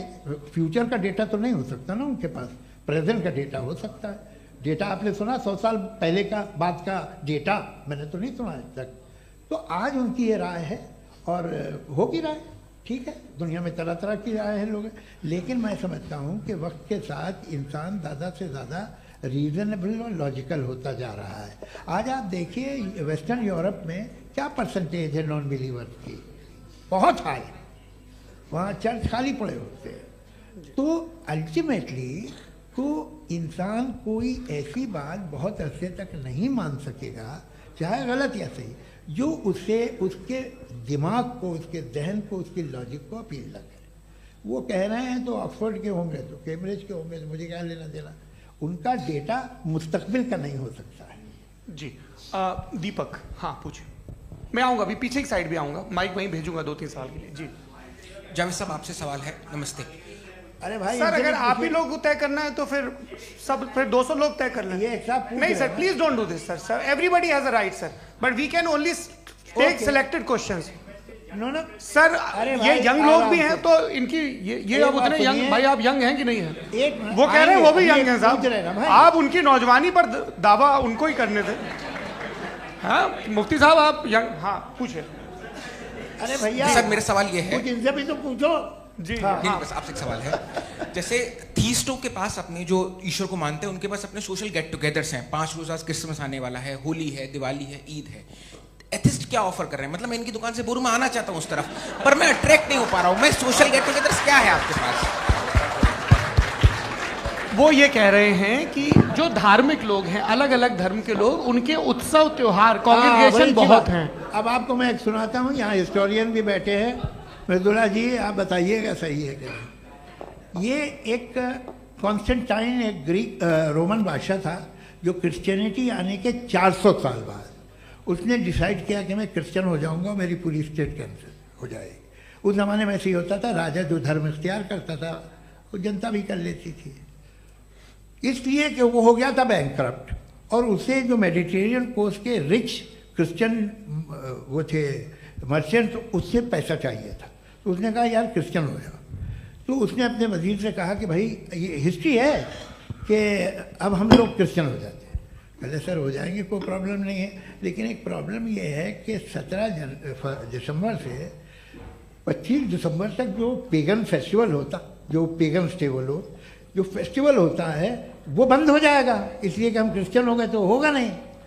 तो वो बच्चों को बहुत बुरा लगेगा, पब्लिक को बहुत इंजॉय करते हैं, खासतौर से 25 को मेन डे। उसने कहा हाँ ये तो सही कह रहे हो, ये जीसस क्राइस्ट की पैदाइश कब थी? पहले साहब वो अप्रैल में थी। नहीं कट करो, वो 25 दिसंबर को है, ये हकीकत है जी। और 400 साल बाद क्रिश्चियनिटी के अप्रैल से दिसंबर ले आए, और इसलिए कि यहाँ पेगन फेस्टिवल होता था। अब मनाते हैं आप आराम से। ये जो सारे फेस्टिवल हैं ये रिलीजन से, हर एक को एक इंटरटेनमेंट डिपार्टमेंट चाहिए होता है अपनी कंपनी चलाने के लिए। तो ये रिलीजन ने, ये सेकुलर त्योहार थे जिन्हें रिलीजन्स ने ले लिया है। ये मौसम के थे, फसलों के थे, किसानों के थे, उसको आपने लेके रिलीजियस रंग दे दिया। ये कोई रिलीजन से थोड़ी आए आप। अच्छा हमें देखिए, हम तो मुल्द हैं, हम ईद मनाते हैं, हम दिवाली मनाते हैं, हम होली मनाते हैं, हम क्रिसमस मनाते हैं। बम्बई की फिल्म इंडस्ट्री की सबसे बड़ी होली हमारे घर में होती है, सबसे बड़ी ईद हमारे घर में होती है। वो हमारी सोशल वो है, हमारा हेरिटेज है। ऐसा थोड़ी है कि we will throw the baby along with the water. ये तो अच्छी चीज़ है, इन्हें रखो, जो बेकार है फेंक दो। जी हाँ हेलो जी, मेरा सवाल नादवी जी से है। जैसा कि आपने बोला कि गॉड टाइम के भी परे हैं और गॉड इतनी कॉम्प्लेक्स चीज़ है कि उसे ह्यूमन माइंड समझ नहीं सकता, और गॉड ने अर्थ पे फ्री विल भी दे दी है, तो आप अपना वक्त ज़ाया क्यों कर रहे हैं गॉड के बारे में बात करके? अपन को तो बात करनी चाहिए कि सोसाइटी को बेहतर कैसे करें। जी, मैं गॉड वही बताता है सोसाइटी को कैसे बेहतर करे। अभी मैं आपका जवाब देता हूँ। आपने कहा कि टाइम पे वो एग्जिस्ट नहीं करता, सो मेरा सवाल ये है कि जैसा आपने बोला कि गॉड बहुत ही कॉम्प्लेक्स चीज है, मैंने और कहा ही नहीं कि कॉम्प्लेक्स है, तो आपके अल्फाज हैं। कॉम्प्लेक्स का लफ्ज गॉड के लिए सुइटेबल नहीं है। क्यों? क्योंकि कॉम्प्लेक्स वो चीजें होती हैं जो ऑब्जेक्ट हो। God is not an object जिसको आप इंस्ट्रूमेंट के जरिए लेबोरेटरी में जाके टेस्ट करें, oh it's very complex. No, वो कोई कार का इंजन नहीं है। मेरा वो फिलोसॉफिकली नेसेसरी बीइंग ऐसी बीइंग है जो सिंपल बीइंग है। हाँ, आप उसको मुकम्मल तौर पे उसकी तमाम हिकमतों को जान ले और हर चीज को जान ले, ये पॉसिबल नहीं है, क्योंकि वो ऑल वाइज है, आप ऑल वाइज नहीं है, और वो खुदा है, वो आपको सारी चीजें बता दे, ये जरूरी नहीं। मेरा सवाल ये नहीं था। मेरा सवाल ये था कि जब गॉड इतना परे है इस दुनिया से कि उसने अर्थ पे फ्री विल भी दी है, हम सब ह्यूमंस की फ्री विल है, और जो सोसाइटी में हो रहा है वो अपन लोग डिसाइड करेंगे, तो अपन लोग डिसाइड नहीं करेंगे ना, अपन लोग डिसाइड नहीं करेंगे। गॉड जो है, गॉड ने वो उसकी जात, उसकी एग्जिस्टेंस टाइम एंड स्पेस से परे है, लेकिन वो हमारा टेस्ट ले रहा है, और उसी गॉड ने हमें बताया कि तुम्हें क्या करना है क्या नहीं करना है, तो जाहिर है उस गॉड की बात सुनेंगे ना। जी, वो पीछे एक चश्मा लगाए जो मैम खड़ी हैं, उनको दीजिए। हाँ आप जी जी बिल्कुल आएंगे। देखिए मैं कोशिश कर रहा हूँ सब तरफ जाने की। हाँ उनको दीजिए माइक। जी हेलो सर, मैं ओमनी प्रेजेंट नहीं हूँ, टाइम पाबंद हूं और जहां तक कोशिश कर सकता हूं करूंगा। जी, अपना नाम बताइए। मेरा नाम उर्सुला है, मैं दिल्ली यूनिवर्सिटी की एक स्टूडेंट हूँ और मैं स्टूडेंट फेडरेशन ऑफ इंडिया से हूँ। मेरा सवाल मुफ्ती जी से है कि इस हॉल के इस कमरे में बैठ के हम लोग रेप की मोरालिटी के बारे में फिलोसफिकली बात तो कर सकते हैं, बट असलियत ये है कि रोज़मर्रा की ज़िंदगी में औरतें रेप के थ्रू गुजरती हैं और हम लोग सिर्फ नंबर्स पे इस तरह नहीं देख सकते, क्योंकि कितनी औरतें हैं इन कंट्रीज़ में जहाँ पे आप बता रहे हैं कि केसेस कम हैं, जिनका एक्सेस है कि वो जाके केस फाइल कर सकें। कितनी औरतें हैं जो जिनको काम करने की आज़ादी है उन कंट्रीज़ में। यूरोप में ये आज़ादी आ गई, यूरोप में ये रूल्स आ गए, तो हम आज उसके बारे में बात कर पा रहे हैं। जी, जवाब। आपने ये कहा कि कमरे में बंद होकर हम लोग इस पर फिलोसफिकली बात कर सकते हैं, लेकिन हकीकत में क्या हो रहा है, वो ग्राउंड लेवल पे क्या हो रहा है, जो बहुत गलत हो रहा है और वो सफ़र कर रही हैं। आई अग्री, बहुत गलत हो रहा है और जो गलत हो रहा है उसको हमें रोकना है। और क्यों रोकना है, वो गलत क्यों है, हमारे पास इसका ऑब्जेक्टिव फाउंडेशन है, इनके पास उसका ऑब्जेक्टिव फाउंडेशन नहीं है। मैं ये कहना चाह रहा हूं कि जहां पे भी जुल्म हो रहा है, जहां पे भी औरत पे जुल्म हो रहा है या उसकी इज्जत लूटी जा रही है या उसे तकलीफ पहुंचाई जा रही है, और सिर्फ औरत नहीं, किसी इंसान के ऊपर भी जुल्म हो रहा है, तो उसके खिलाफ खड़ा होना, ये मॉरलिटी हमारे पास गॉड के पास से आई है। वरना जावेद साहब तो कह रहे हैं कि जो है मेजॉरिटी डिसाइड करेगी, तो मेजॉरिटी तो कभी भी बदल सकती है। क्या आप हाँ। ये थोड़ी सी आपको गलतफहमी है। मैं अगर मेरे जुमले से ये मदना निकला या मैंने कहा तो ये जुमला मैं वापस लेता हूँ। ये मेरा मतलब ही नहीं था कि मेजॉरिटी डिसाइड करेंगे। मेजॉरिटी डिसाइड करे तो दुनिया में बड़ी, वैसे आपने कहा था ये जुमला। अच्छा, हो सकता है, मैं मान रहा हूँ, बाद में रिकैप कर लेंगे। अरे एक सेकंड, मैं अपनी एक्सप्लेनेशन दे रहा हूँ। मुनासिब बात यह है कि हम सब के सब दिल में जानते हैं कि क्या अच्छा है क्या बुरा है, हमें पता है अच्छी तरह से। जो लोग बुरे काम करते हैं उन्हें भी मालूम अच्छा क्या है। यही तो सवाल था हजरत कि फिर ये मोरालिटी आई कहाँ से? Cross examination. हाँ जी, हाँ। मोरालिटी साथ रहने की डिजायर से आई, यानी साथ रहकर जो कुछ कह दे, जो कुछ कर दे, वो हो जाएगा। नहीं नहीं, तो आप कायदे से रह ही कर सकते हैं जब तक लोगों में मोरालिटी हो, वरना क्यास हो जाएगा। ये आपको कैसे पता? जी, हमने देखा ना, जहाँ मोरालिटी का क्यास हो गया, हम देखते हैं। कहाँ पे देखते भाई? दुनिया में। आप जो कह रहे हैं, आप कहीं पे अगर गलत हो रहा है तो उसको आप गलत देखिए। आप एपिस्टेमोलॉजी की बात कर रहे हैं, मैं ऑन्टोलॉजी की बात कर रहा हूं। मैं इस बहस के बाद आप दोनों लोगों को चाय पे होस्ट करूंगा, वहां पे क्रॉस एग्जामिनेशन कर लीजिएगा। अभी ऑडियंस का हक मार रहे हैं आप लोग भाई, सर जस्ट लोग हैं आप लोग। और ये भाई ये उधर आएंगे, जी सर आएंगे। अच्छा सर, मेरा नाम लईकुर रहमान है और मैं अलीगढ़ मुस्लिम यूनिवर्सिटी का स्टूडेंट हूँ। और जहाँ तक मुझे पता है कि sir you are also product of Aligarh Muslim university. मैं भी उसी चमन का बुलबुल। हाँ सर, तो बहुत खुशी हुई मुझे जान करके कि मैं आपसे मिलूंगा। सवाल सर, मेरा सवाल यह है, सर सैयद अलैहि रहमा का नज़रिया यह था कि खुदा के वजूद को अक़ल के दायरे में रह कर के तलाश करना, न कि पूरी तौर से उसका इनकार कर देना। Sir, how will you define it? नहीं, तो ये तो आप इन्हें बताइए। ये सवाल आपसे खुदा का वजूद साबित कर रहे हैं। तो सर, आपने इनकार कर रखा है, इस वजह से मेरा क्वेश्चन। उन्होंने यही सर सैयद ने यही कहा ना कि अक्ल से आप खुदा के वजूद को साबित नहीं कर सकते, यही कहा ना भाई। वो उन्होंने कहा कर सकते हैं और वो कर दिया गया आज। वो फोन तलाश करना या साबित करना अक्ल से नहीं हो सकता। अरे सवाल तो सुन लीजिए जी। अक्ल से नहीं हो सकता है, यही कहा ना आपने। अक्ल से हो सकता है, अरे वो यही कह रहे हैं भाई, आप बता रहे हो सकता है, वो तो कुछ और। आप अगर सर देखो नौजवान फोन ले लो, वो इतनी कमाल की यूनिवर्सिटी है। अरे भाई दे दो ना जरा, एक मिनट दे दो भाई, मेरी बात सुनो, माइक पे बोलो ताकि जो लाखों लोग देख रहे हैं। माइक दे दो ना। अरे देंगे ना माइक, तुम ठहरो तो। हाँ सर, मेरा सवाल ये था कि सर सैयद अलैहि रहमा का एक नज़रिया था अपना कि खुदा का जो वजूद है उसको अक़ल के दायरे में रह करके तलाश करना है, न कि पूरे तौर से इनकार कर देना है। ये उनका कॉन्सेप्ट था। लेकिन मेरा सवाल ये है कि आप इसको कैसे डिफाइन करते हैं, एक्सप्लेन कैसे करेंगे? मैं आपसे जानना चाहता हूँ, क्योंकि you are the product of Aligarh Muslim university. मुझे अक़ल के दायरे में रख के मैंने बहुत तलाश की, मुझे मिला नहीं। हाँ, ये इधर वो चश्मा लगाए जो, हाँ उनको दे दीजिए। जी जी फटाफट पूछिए, बस 5 मिनट है, 5 मिनट में खत्म हो रहा है। हाँ अस्सलाम वालेकुम मुफ्ती साहब। एंड मेरा सवाल जावेद अख्तर साहब से। क्या नाम है आपका? अरे भैया सब मुझे तो क्या पूछ रहे हो? फैज पूछिए फैज साहब। तो मेरा सवाल ये है कि अभी जो एथियस्ट है वो problem of evil argument use कर रहे हैं अगेंस्ट मुस्लिम्स, राइट? कि इस दुनिया में इतना सारा ईविल है और अगेंस्ट मुस्लिम तो यहाँ अगेंस्ट थियस्ट। हाँ थोड़ा सा करेक्ट कर लीजिए भाई, पूरी मशक्कत ही इसी बात की थी कि किसी एक मजहब पे बात न टिके। जी, तो बेसिकली ये आर्ग्यूमेंट ऐसा है कि इस दुनिया में इतना ज़्यादा ईवल एग्जिस्ट करता है और अगर एक ऑल गुड गॉड है तो वो रोकता क्यों नहीं है? लेकिन इस सवाल में एक हिडन अजम्पशन ये है कि इस दुनिया में ईवल एग्जिस्ट करता है। अब एथियस्ट ये कैसे ऑन्टोलॉजिकली प्रूव कर सकते हैं कि इस दुनिया में ईवल एग्जिस्ट करता है? मैं आपको बताता हूँ, थोड़ा सा समझा। नहीं सर आप हम लोग इनको सुनिए। नहीं please don't do that. I want to explain ontologically. नहीं हम समझ गए सर, इनको अब जवाब देने दीजिए। अच्छा सवाल पूछ लो। मैं अभी तक क्या था वो मैं थोड़ा सा ऐड ऑन कर लेता हूँ। तुम गुरु, तो हम जब इसका राउंड 13 करेंगे ना तब तुमको स्टेज पे बिठाएंगे। जी तो हाँ जल्दी से।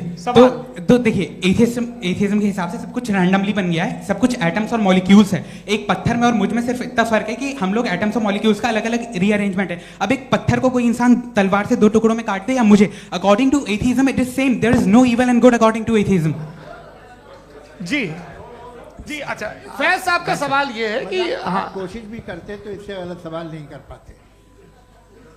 एक लाइफ फॉर्म है और लाइफ फॉर्म में फीलिंग्स हैं, मतलब लाइफ फॉर्म सुनता है, देखता है, टेस्ट कर सकता है, फील कर सकता है। तो उसकी ये जो क्वालिटी इस बबल में आ गई हैं वो जानवर में भी है, इंसान में भी है। तो जाहिर है कि उसे कोई तकलीफ पहुंचेगी, तो चूंकि उसके पास वो सेंसिटिविटी है तो मैं करेगा। पत्थर में वो सेंसिटिविटी नहीं है। तो ये क्या सवाल हुआ कि अगर पत्थर को काटा तो पत्थर को तकलीफ नहीं होती, तो आपको काटे तो आपको क्यों तकलीफ हो? बैठ जाइए। जी हाँ अगला सवाल।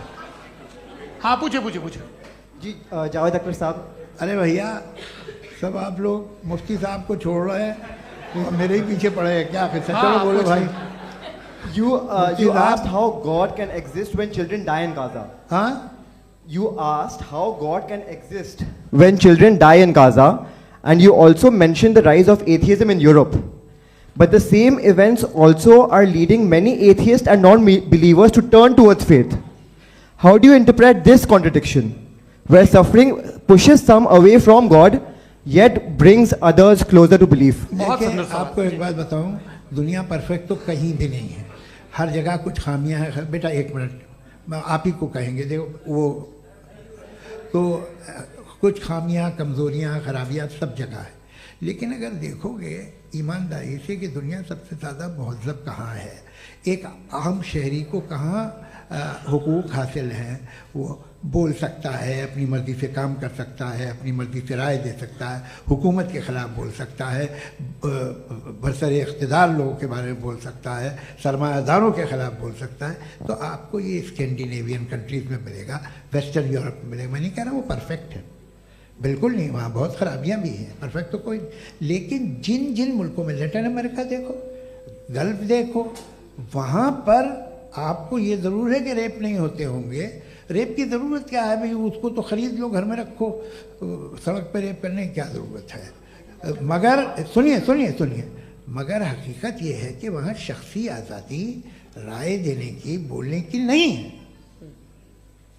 जी ये एक आखिरी सवाल मुफ्ती साहब से। हाँ मैम, इनको माइक दीजिए। शुक्रिया। मेरा नाम मनीषा है, मैं हरियाणा से आई हूँ। मैं मुफ्ती साहब से एक बात पूछना चाहती हूँ। आप बार बार जावेद साहब को कॉन्ट्राडिक्ट तो कर रहे हैं कि आपने ये कहा, लेकिन आप भी अजम्पशंस के बेसिस पे बात कर रहे हैं। आपने खुदा के होने का कौन सा प्रूफ पेश किया है, खुदा की एग्जिस्टेंस का? अब इस सवाल को अलग रहने दीजिए, कौन एथीस्ट है कौन नहीं है। और दूसरी बात जो आपने एक छोटी सी कही थी कि ये फ्री विल का इस्तेमाल करता है इंसान अपनी, लेकिन इस फ्री विल का इस्तेमाल में मतलब खुदा ने ये दे दी सबको ये इजाजत कि वो कितना घिनौनापन और कितने ज्यादा खराब से खराब तरीके इस्तेमाल कर सकते हैं। जवाब सुनते जी। आप फ्री विल को मानती है ना, या अब कहती है कि फ्री विल नहीं है ना? मानती है ना? तो अब आपके पास इसका कोई एक्सप्लेनेशन नहीं है कि अगर एक इंसान उस फ्री विल का इस्तेमाल करके गलत काम कर रहा है और बच के अच्छी जिंदगी गुजार के निकल जा रहा है, उसका कोई रिकम्पेंस नहीं है। हमारे वर्ल्ड व्यू में जो इंसान गलत काम कर रहा है उसको भी रिकॉम्पेंस यानी उसका बुरा बदला मिलना है, और जो सही काम कर रहा है उसको सही बदला मिलना है। लिहाजा जो फ्री विल है वो इस तरीके से है कि एक लिमिटेड टाइम तक खुदा ने मोहलत दी है। ऐसा नहीं कि छूट दे दी, जो करना है करते रहो हमेशा। वक्त आएगा जब एग्जाम का टाइम खत्म होगा तब रिजल्ट आएगा, दौराने एग्जाम जबरदस्ती आपको नहीं बताया जाएगा। अरे भाई एक सेकंड, जी एक सवाल मुफ्ती साहब से मेरा, मुफ्ती साहब से एक सवाल। रुक जाइए, आपसे फोन, आप इसके बाद आपसे माइक यहीं छीन रहेंगे। चुका। हाँ, बोलिए। मैं मुफ्ती साहब एक ही सवाल करता हूँ कि अगर जो हो रहा है फ्री विल से हो रहा है और एक दिन बरोज़ क़यामत इंसाफ होगा मैशर में वगैरह वगैरह, तो दुआ क्यों मांगते हैं लोग? दुआ मांगते हैं इसके मतलब है अभी भी उसने ये डिपार्टमेंट रखा है कि मैं रोजमर्रा की जिंदगी में बिल्कुल बिल्कुल ही कैन। तो तुम कैन हो, तुम मुझे नौकरी दिला देते हो, मेरे बेटे को ग्रीन कार्ड दिला देते हो, और 45,000 बच्चे मरते उन्हें रोकते नहीं हो। नहीं तो क्या आप ये कह रहे हैं कि इस दुनिया में जालिमों को कभी पकड़ ही नहीं होती है? अरे जो भी पकड़ होगी वो बच्चे रोते हैं। बिल्कुल, देखें मैंने अपने ओपनिंग स्टेटमेंट में यही कहा था कि जनाब जावेद साहब सिर्फ इमोशनल आर्गुमेंट देंगे। This is an emotional argument. ये छोटे मोटे इसके पीछे का रीजन मैंने बताया क्या है, देखिए मैं इसके पीछे का विजडम क्या है मैंने बताया। मंच से आप लोगों को सज्जनों इसलिए कह रहा हूं ताकि थोड़ा सा आपके कॉन्शियंस पे जोर रहे कि आपको ऑर्डर बचा के रखना है। वक्त तय हुआ था, ये वक्त पूरा हुआ, आपने इतने धैर्यपूर्वक सुना, मैं आप सबका बहुत बहुत शुक्रगुजार हूं। यदि इन दोनों विद्वानों की इच्छा होगी तो कभी हम इस बातचीत का राउंड 2, राउंड 3, यही तो देखिए खूबी है इंसान की कि बहस मुबाहसे में वो पड़ा रहता है। आप लोगों ने बड़े धैर्य का परिचय दिया, बहुत बहुत शुक्रिया। इसी के साथ ये बातचीत यहाँ पे समाप्त होती है। आप लोग को मैं एक बात बता दूं, ये सारी बहस हो गई, अब मुफ्ती साहब और बड़े मुफ्ती साहब इन साथ के साथ मैं खाना खाने वाला हूँ।